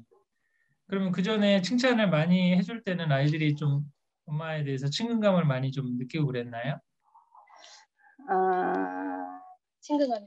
그 아이들은 음, 크게 뭐 저한테 대하는 게 달라졌다는 걸 느껴서 제가 그 칭찬이 부족하다는 걸 느낀 건 아니고요. 음, 그냥, 그냥 뭐, 뭐, 배우자의 말? 그냥 음, 요즘 그 학부모 상담하는 멘토들이 강의 많이 하잖아요. 네네. 그런 거에서 되돌아보니까 음, 오늘 했던 말, 어제 했던 말 생각해 보니까 뭐 음, 약간 지적하거나 안 했던 거 위주로 이야기를 많이 했던 것 같더라고요. 음. 근데 우리 지금 이제 학부모 멘토링이나 부모 자녀가 특강 같은 데서 이런 얘기 많이 하잖아요. 이제 판단하고 정죄하기보다는 칭찬하고 격려해주고 음, 긍정적인 얘기를 좀 많이 해주라고. 네. 근데 그 지금 어머니도 지금 그 어떻게 아이들만 전업주부로 이렇게 아이들만 돌보시나요? 아니면 직장 생활도 하시나요? 아, 지금 전업주부예요. 뭐 멘토링 같은 데서 애들 격려해주고 네. 소위 말해서 대화법 뭐 그런 거 있잖아요. 아, 공감 네네네. 대화를 이렇게 해주고 아이들을 판단하고 정죄하지 말고 너가 오늘 뭐 피곤해서 학교 가기 싫은 거구나. 엄마 나 학교 가기 싫어. 그러면은 야, 왜 학교 왜 안 가? 뭐 이런 식으로 뭐 하기보다는 아, 네가 학교 가기가 싫구나. 뭐 이런 식으로 뭐 네, 대화하라고 그러는데 네, 잘 안 네, 되는 이유가 그럴 만한 에너지가 없기 때문에 그런 거 아닌가요? 네, 맞아요. 음, 아침에 네, 아이들이 학교 가는 거 싫은 만큼 저도 아침 피로하고 막 이러니까 네, 네, 공감이 잘 안 되는 부분이 조금은 있는 것 같기는 해요, 아이들. 네. 네. 그래서 서로 사실은 그러면 왜 엄마 에너지가 그렇게 안 남아 있나요? 예, 말씀 아까 하셨던 것처럼 음, 이 뭐 하루를 마무리하는 이런 안식 음, 식탁이라던가 이런 게 좀 음, 있으면 저도 뭔가 개운하게 해소가 되고 음, 다음날 시작할 텐데, 그러니까 뭔가 이게 계속 이제 쌓여져 있다 보니까 음, 뭐 이렇게 신체적인 피로뿐만 아니라 뭐 어제 남아 있었던 뭐 앙금이라던가 음, 이런 마음도 완전하게 좀 해소가 되지 않은 상태에서 그 다음에 또 시작하니까 음, 아이들의 그 감정을 받아줄 여유가 없는 게 아닐까? 오늘 음. 강의를 들으니까 그런 생각이 드네요. 네. 또 하나는 이렇게도 생각해 보시잖아요. 이게 너무 아이들이 성취해야 되는 기대가 사실 높은 거죠. 아이들이 일찍 일어나서 아, 그다음에 뭐 숙제도 다 완전히 다 해놓고 숙제했어 안 했어? 그거 뭐 챙겨야 되고 또 네가 할 일 뭐 하고 또 갔다 와서 뭘 해야 음, 하고 나는 또 엄마는 엄마대로 설거지해야 되고 청소해야 되고 뭐 공과금 뭐 해야 음, 되고 요즘 뭐 상생지원금 카드 그거 뭐 신청해야 되고 뭐 이런 거 뭐 하는 거잖아요. 네, 이런 거를 내가 다 하고 완벽하게 해야 된다라고 하는 그 기대가 높으면 여기서 벌써 음, 에너지가 번아웃 되는데 음, 좀 아이들이 실수하고 잘못한 거를 이렇게 받아줄 수 있는 마음의 여유나 에너지 같은 게 좀 안 생기지 않나요? 음, 네, 그런 것 같아요. 그래서 사실은 여기가 이제 굉장히 노자 도덕경적인 교육론의 핵심이 사실 있을 수가 있는데 음, 친근한 그 엄마 이걸 엄마로 대체해도 지금 마찬가지죠. 그죠? 지금 그럼 그럼 지금 말하는 거예요. 가장 훌륭한 엄마는 아이들이 엄마가 있다는 것만 알 뿐이고 그 다음에 레벨의 엄마는 아이들이 친근감을 갖고 엄마를 칭찬해요. 아, 우리 엄마 음, 너무 훌륭하고 헌신하고 나를 위해서 헌신하시고 막 힘들게 사시고 막 그래. 그 다음 엄마는 아이들이 두려워하는 엄마죠. 이거 안 음, 하면 받겠다. 이거 안 하면 밥 안 주겠다. 뭐 이렇게 지금 뭐 하는 거고. 그다음에 그 다음은 아이들에게 업신여김을 당하는 부모. 이거 엄마는 못하면서 네, 우리한테 맨날 한다고 뭐 이러는 지금 온 음, 거잖아요. 그러면 사실은 지금 그 아이들이 칭찬하고 친근감을 갖는 부모가 두 번째인데 첫 번째 레벨에 단순히 그 가장 훌륭한 부모는 아이들이 단순히 부모가 있다는 것만 안다는 경지는 이게 어떻게 이게 실천이 되는 걸까요? 식사를 준비해주고 뭐 그런 거 아닐까요? 아침에 깨워주고 음, 뭐 갈 시간이야, 뭐 어디 음, 학원 갈 시간이야, 음. 네, 그런 존재이겠죠. 엄마가 그런 있다면 것까지 다 네, 일일이 알려주면 엄마가 아까 그 엄마 에너지가 남아 있을 수 있을까? 네, 시간 그러니까요. 체크해가지고 너 일어날 시간이야, 뭐 할 시간 이렇게 다 물으면. 그러니까요. 그러니까 그러니까요. 이게 그런 얘기 음, 있잖아요. 그 노자 도덕경의 핵심이 무의자연이라는 얘기 있잖아요. 네. 이거를 우리말을 잘못 생각하면 아무 일도 하지 않고 그냥 스스로 내버려 둔다라고 번역할 수 있지만 가장 제대로 된 번역은 애쓰지 않고 음, 자연스럽게 되게 할 짐이다라고 할 수가 있는 음, 거거든요. 이게 그래서 그러니까 애쓰지 않고 일이 되어지게 함인 거거든요.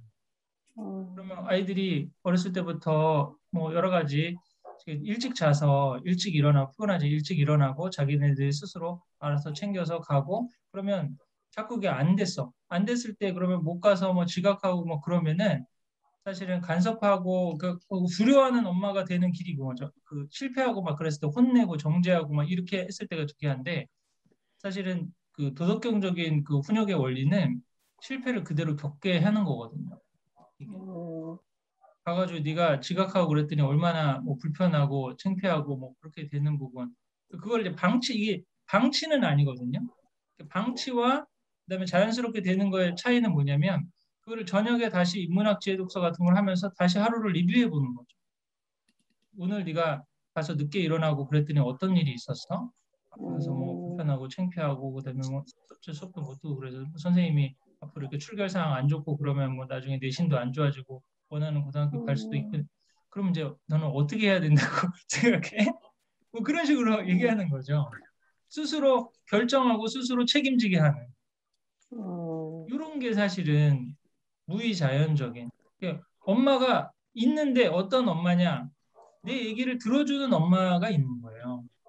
나보고 이래라 저래라는 시키는 사실 그런 부모가 있는 게 아니고 이게 이제 이런 그 거를 그럼 가장 이게 돼주려면 아까 그 지금 사례 뭐 실천 잘하는 사례에서 말한 거잖아요.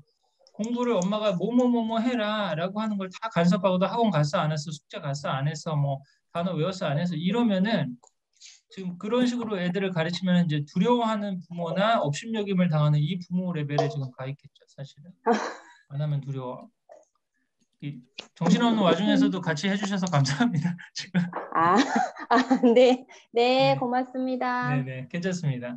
네, 근데 지금 만약에 아까 그런 경주로 가장 중요한 한 가지만 한다는 거죠. 사실 인문학 지혜 독서적인 원리도 그렇고 이게 가장 중요한 한 가지에 집중했을 때 나머지는 그대로 되게 하는 것 이런 것으로 해볼 수가 있는 거고 지금 우리 다른 분들 다 보셨죠? 이게 인문학 지혜 독서 이런 식으로 이제 한번 해보는 거예요. 한 텍스트를 읽고 그다음에 그 가장 이거는 이제 하브루타 같은 데서는 뭐 질문을 만들고 토론하고 그러는데 그 과정도 지금 전혀 안 해보다가 이렇게 하려고 그러는 게 쉽지는 않더라고요. 그래서 이런 식으로 한번 이 같은 짧은 텍스트이긴 하지만 이거를 계속 가면 올해도 도덕경 10경 하고 뭐 18장 이렇게 쭉 해서 딱 나갔다 그럼 내년에도 같이 리뷰하는 거죠. 같은 내용을 슬로우 리딩 하는 것처럼 같은 텍스트를 계속 반복해 가면서 하고 거의 도덕경을 외울 정도가 됐다. 그러면 뭐 다른 책은담이라든지 뭐 논어라든지 다른 책으로 넘어갈 수는 있는 건데 장자로 뭐 넘어갈 수도 있겠죠.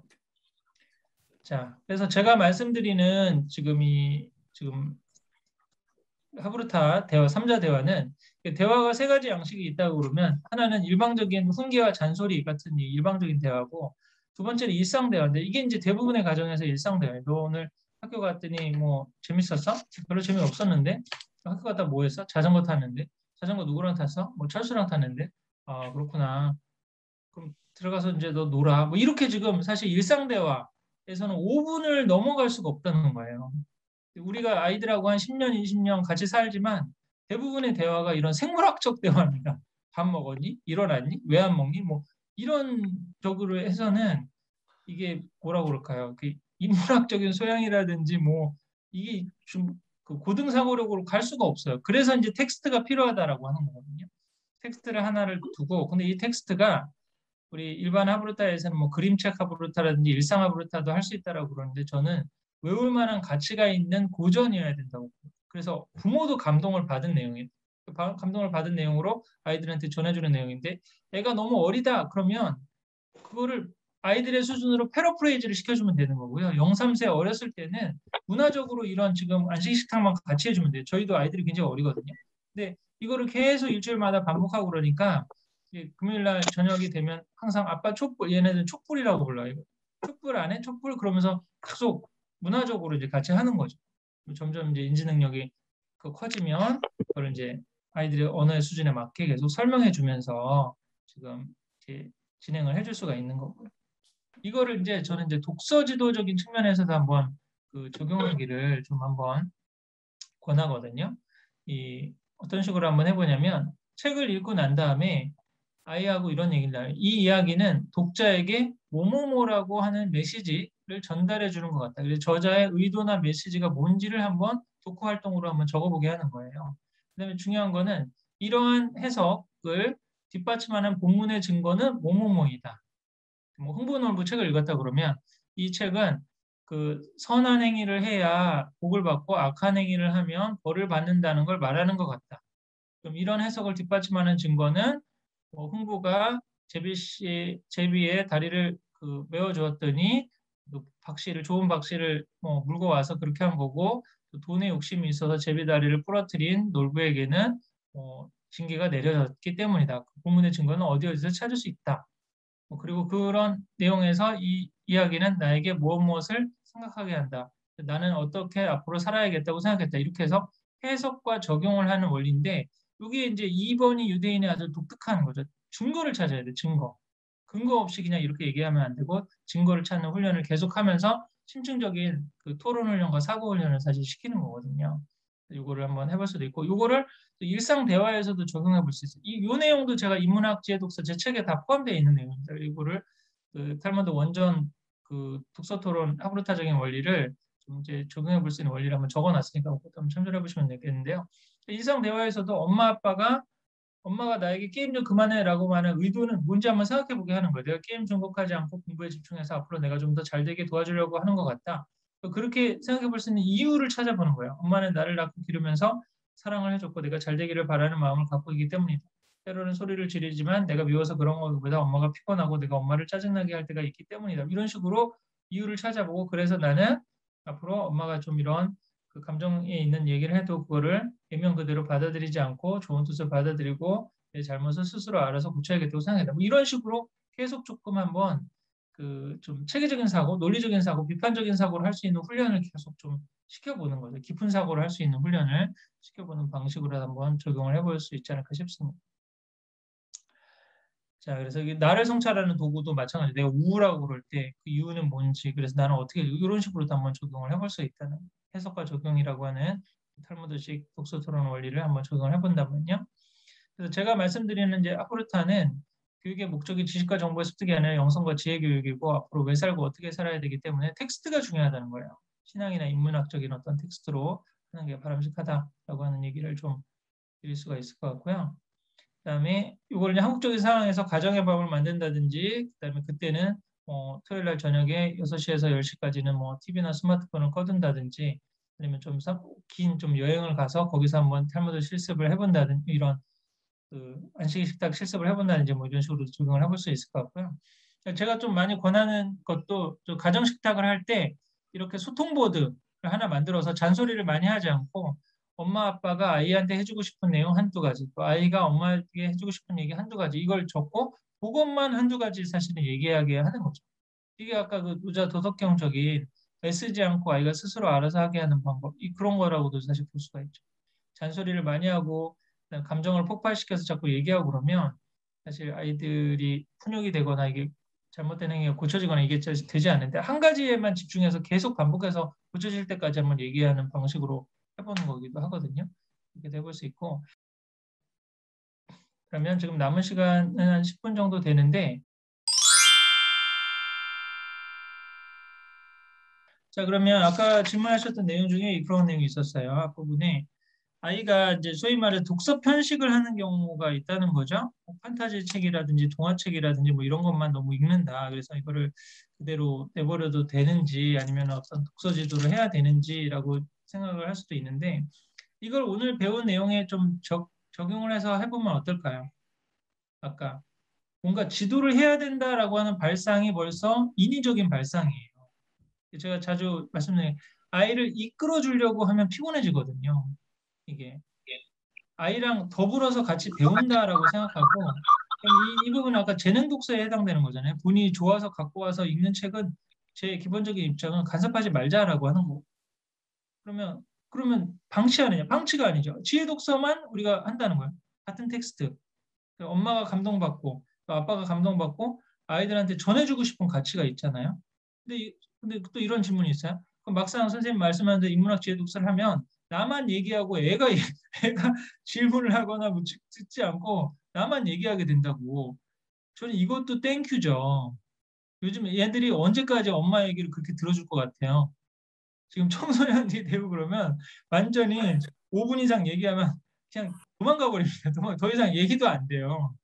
그러면 그나마 듣고 앉아 있을 때가 이제 표현이 그렇지만 우리 엄마 아빠가 가지고 있는 생각을 전달할 수 있는 유일한 시기예요. 유일한 시기. 뭔가 아무 생각이 없어서 그냥 앉아 있는데 계속 듣기는 한다. 그럼 감사. 내가 생각하는 가치를 계속 얘한테 얘기를 해주는 거예요. 그럼 부모가 생각하는 가치를 이렇게 수직적으로 전수해주지 않으면 누구한테 영향을 받냐면 친구나 방송이나 아이돌의 영향을 받는 거죠. 수평적으로. 그러니까 그런 영향력이 지금 아이들을 압도하기 전에 이미 이런 좀 좋은 텍스트, 또 의미가 있는 텍스트 이런 걸 갖고 계속 얘기를 해보는 거고 이걸 갖고 애를 뭐 가르치거나 그러기보다는 자기의 그거를 계속 나눠주면 되는 거거든요.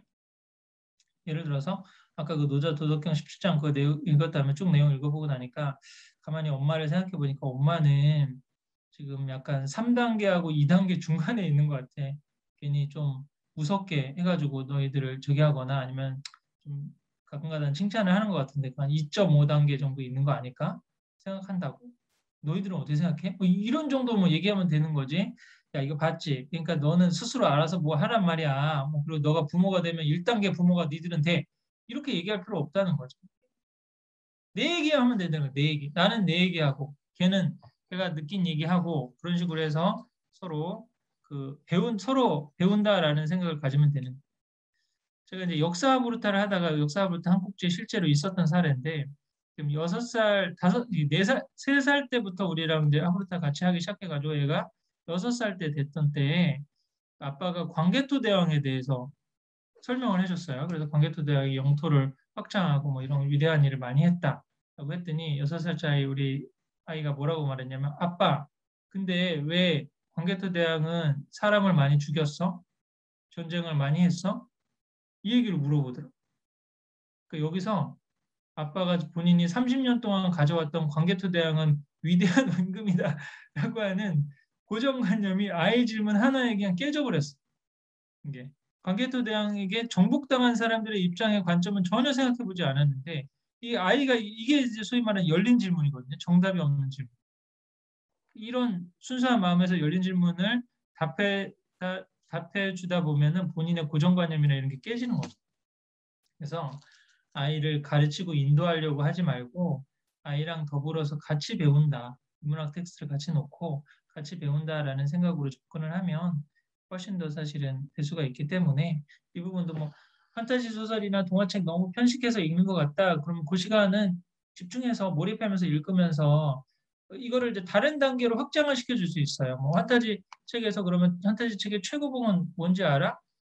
그 뭐예요? 그게 지금 해리포터 시리즈잖아요. 뭐 해리포터나 뭐 반지의 제왕 이런 것도 있고 그럼 반지 뭐 그러면 더 관심 있어서 뭐 이렇게 읽고 그러면 뭐 영어로 된 것도 뭐 있는데 그걸 좀 쉽게 된 그 축약본으로 영어로 된 거 있는데 그것도 뭐 보고 싶으면 보라고 그렇게 확장을 시켜줄 수 있겠죠. 즉 가지고 있는 그런 영역을 한 레벨업을 시켜주거나 아니면 좀 그 단순히 책을 읽는 게 뿐만 아니라 뭐 웹툰 작가라든지 뭐 판타지 소설이나 웹소설 작가를 만나게 해주는 이게 좋은 멘토라든지 어렸을 때 이런 사람들을 만나는 게 굉장히 사실 중요하거든요. 만약에 그걸 정성 들여서 책을 다 읽고 편지를 보내는데 안 만나주는 저자가 있다면 그 사람 책을 갖다 버리세요. 인격이 안 돼 있는 저자야. 어? 거의 만나줍니다. 90% 이상은. 아니면 화상으로라도 만나주겠죠. 직접 뭐 바쁘거나 뭐 그러면 화상 뭐 줌으로 해가지고 한번 만나자. 궁금한 거 선생님한테 다 물어봐. 이래주지 않겠어요? 지금 이렇게 되니까 그런 식의 이제 한 레벨을 높여주는 거예요. 엄마가 너 판타지 소설 관심이 있다고 그래가지고 이 분야에 좀 제일 유명한 우리나라 작가 아니면 너무 유명한 분은 만나기 힘들 수 있으니까 중간 작가 정도 이 정도로 이분 한번 연락하면 만나줄 수 있는데 뭐 이 책 보고 한번 연락해 볼래? 그렇게 해가지고 작가랑 직접 교류하기도 하고 뭐 물어보고 싶은 거 하고 이런 식으로 하면은 사실은 본인이 그 진로에 대한 어떤 감 아니면 동기부여 이게 내적 이게 외적으로 동기부여 해주는 거는 가짜 동기부여라고 하거든요. 스스로 자기가 하고 싶어서 해야 되는 동기부여가 생기는 건데 그런 거는 가능하다는 거예요. 이게 이제 확장이죠. 확장이나 레벨업 시켜주는 거는 가능한데 이거 방향을 틀면 안 되는 거지. 아, 제가 판타지 보면 안 되는데 제 수학책 봐야 되는데 라고 해서 이 방향을 자꾸 틀어주려고 하다가 계속 본인이 가지고 있는 재능이나 잠재력을 사장시켜 볼 가능성이 저는 많다고 보거든요. 그렇게 한번 해주면 좋을 것 같고요. 그다음에 매일매일 가족이 반성하고 고백하는 시간 나누는 게 굉장히 좋다라고 말씀을 해주셨고 아이들 옆에 있기만 해줘도 좋은 엄마입니다.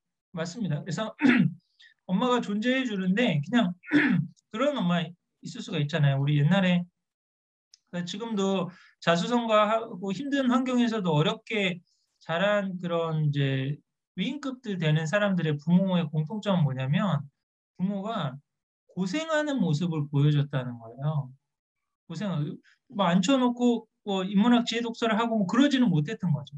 근데 엄마 아빠가 부모가 정말 삶의 현장에서 정직하고 땀 흘려서 일하면서 고생하고 헌신했던 모습을 보여주면 그런 얘기 많잖아요. 아이들은 부모의 본을 보고 말을 보고 따라가는 게 아니라 부모의 행동과 본을 보고 따라간다라고 하는 거죠. 사실은 그런 원리로 해준 부분이거든요. 그래서 그런 차원에서 사실은 엄마가 옆에 있어줘야 되는 거지. 근데 엄마가 맨날 약간 너무 럭셔리하다 해가지고 너무 백화점 많이 다니시고 뭐 마사지 받으시면서 막 이렇게 좀 그러실 엄마들은 없겠지만 막 이렇게 엄마는 굉장히 럭셔리하고 편하고 뭐 그냥 TV만 보고 그런 삶을 살면서 아무것도 안 해주는데 이런 거에 방치라고 하는 거죠. 이런 건 방치고 근데 정말 아무것도 못 해주지만 헌신적이고 열심히 사는 모습을 보여주든지 아니면 더 가장 이상적인 거는 이렇게 저녁에 1시간, 최소한 30분이라도 아니면 그게 안 되면 주말이라도 정말 가정의 시간을 떼어놓아서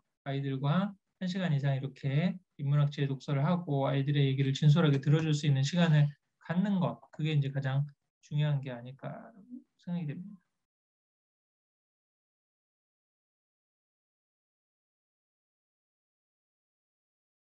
아이들이 진정 좋아하는 게 게임이면 인문학을 나눌 수 있는 시간을 갖는 대신 게임을 해도 될까요? 자, 요거를 이제 좀 혼동하시면 안 되는데 인문학 지혜 독서나 가족 안식일 식탁 같은 시간을 떼어놓아야 되는 시간입니다. 이거를 떼어놓고 남은 시간을 갖고 게임하라고 그래야 되는 거죠. 그래서 아까 우리 그 평촌 사례 얘기해드렸잖아요. 엄마 아빠가 앞으로 네가 뭘 어떻게 살고 뭘 선택하고 하든지 간섭하지 않아. 딱 한 가지. 바로 저녁에 1시간 엄마랑 같이 이렇게 같이 같은 텍스트를 읽고 나누고 요것만 해줘. 요것만 해주고 나머지 시간은 네가 원하는 대로 하라고 지금 하는 거죠. 게임을 좋아한다고 그러면 그런 식으로 해볼 수 있겠죠. 요 부분에서 엄마랑 하는 시간 요 1시간만 짓고 남은 시간은 네가 뭐 게임 적으로 해서 열심히 해서 뭐 프로 게이머가 되든지 뭐 이렇게 하는 거는 네가 해볼 수 있다라고 좀 얘기를 해줄 수 있는데 그러면 이 1시간 시간 동안에 네가 게이머 무슨 애들이 요즘 무슨 게임을 하고 있고 또 그 게임을 잘하기 위해서는 뭐 어떤 역량이 필요하고 영어를 뭐 잘할 수 있으면 전 세계적으로도 뭐 마인크래프트 같은 거 하더라도 외국에 있는 유저들하고도 뭐 해볼 수도 있고 뭐 이런 것들을 아까 포텐셜을 높여주고 확장해주는 얘기들을 한번 덤으로는 해줄 수는 있겠죠. 그래서 그런 식으로 해줘야 되는 거고 이제 말씀하신 대로 이제 염려하시는 게 그건 거죠. 지금 유튜브나 게임 같은 걸 너무 많이 하고 그러면 소위 말해서 몰입 능력이나 전전도형 능력이 상실되는 거잖아요. 그러니까 이런 부분이 사실 염려가 굉장히 좀 심한 건데 이미 지금 너무 많은 시간을 지금 할애하고 있다라고 그러면 사실은 작게라도 지금 점점 이 아날로그적으로 이 인문학 지혜 독서 하는 시간을 우선 잡아놓고 떼어놓고 좀 더 늘려가는 방식으로 해야 될 것 같아요. 갑자기 그걸 뭐 바꾼다는 건 사실 쉽지가 않으니까요. 요즘 아이들이 집중력이 약한 이유는 아까도 말씀드린 너무 미디어 노출이 너무 심해요. 그래서 이 후두엽 자극이 너무 많은 거죠. 어렸을 때부터 뭐 엄마표 영어도 그렇잖아요. 자꾸 비디오 같은 거 굉장히 많이 보면서 하라고 그러는데 저희 집은 그래서 엄마표 영어를 나름 뭐 아이들한테 같이 좀 병행해서 하는데 TV나 그 디지털 미디어를 거의 안 보여주는 방향으로 지금 해보고 있거든요. 그러면서 뭐 그럼 그거 어떻게 하냐? 뭐 엄마 아빠가 영어가 되니까 그게 되지 생각했으면 요즘 구글 번역기 굉장히 좋은 거 있잖아요. 갈수 일상적으로 뭐 생활하고 뭐 그러면서 뭐 구글 번역기로 어떻게 얘기하는지 그다음에 문장을 쳐도 나오고 말을 해도 나오고 그러니까 그걸 그때그때 이런 식은 영어로 어떻게 하는지 뭐 말해보는 식으로 한번 하는 거예요. 그다음에 저희 아이들 같은 경우 또 어린 아이들 같은 경우 이제 단어 배우고 그럴 때 같이 병행해서 뭐 같이 외우는 거죠. 근데 디지털 도구를 될 수 있으면 쓰지 않으려고 그래요. 저희도 이제 처음에는 디지털을 좀 병행하려고 그랬는데 저희 아이 같은 경우는 한 번 보면은 거의 4~5시간을 보거든요. 이게. 그래서 아예 끊어버렸어요, 사실. 뭔가 통제가 안 되죠. 근데 어떤 아이는 딱 1시간만 보자 그러면 1시간만 보는 그러면 같이 유용하게 활용할 수 있어요. 근데 얘가 통제가 안 되고 뭐 4~5시간 본다든지 뭐 스마트폰 유튜브 뭐 이런 거 마찬가지죠. 이 부분 제가 그 링크 걸어 드릴게요. 지금 KBS에서 스마트폰 2달 끊고 뇌파 검사했던 그 실험했던 시사기획 창 그 자료 있거든요. 이거 한번 같이 또 아이들하고도 한번 좀 보시고 좀 같이 좀 이거 합의를 봐야 되는 거고 만약 그러면 이거를 지금 이미 게임을 굉장히 많이 하고 이런 아이들과 어떻게 해야 될 건가? 그래서 몇몇 가정은 이제 디지털 프리데이 토요일 날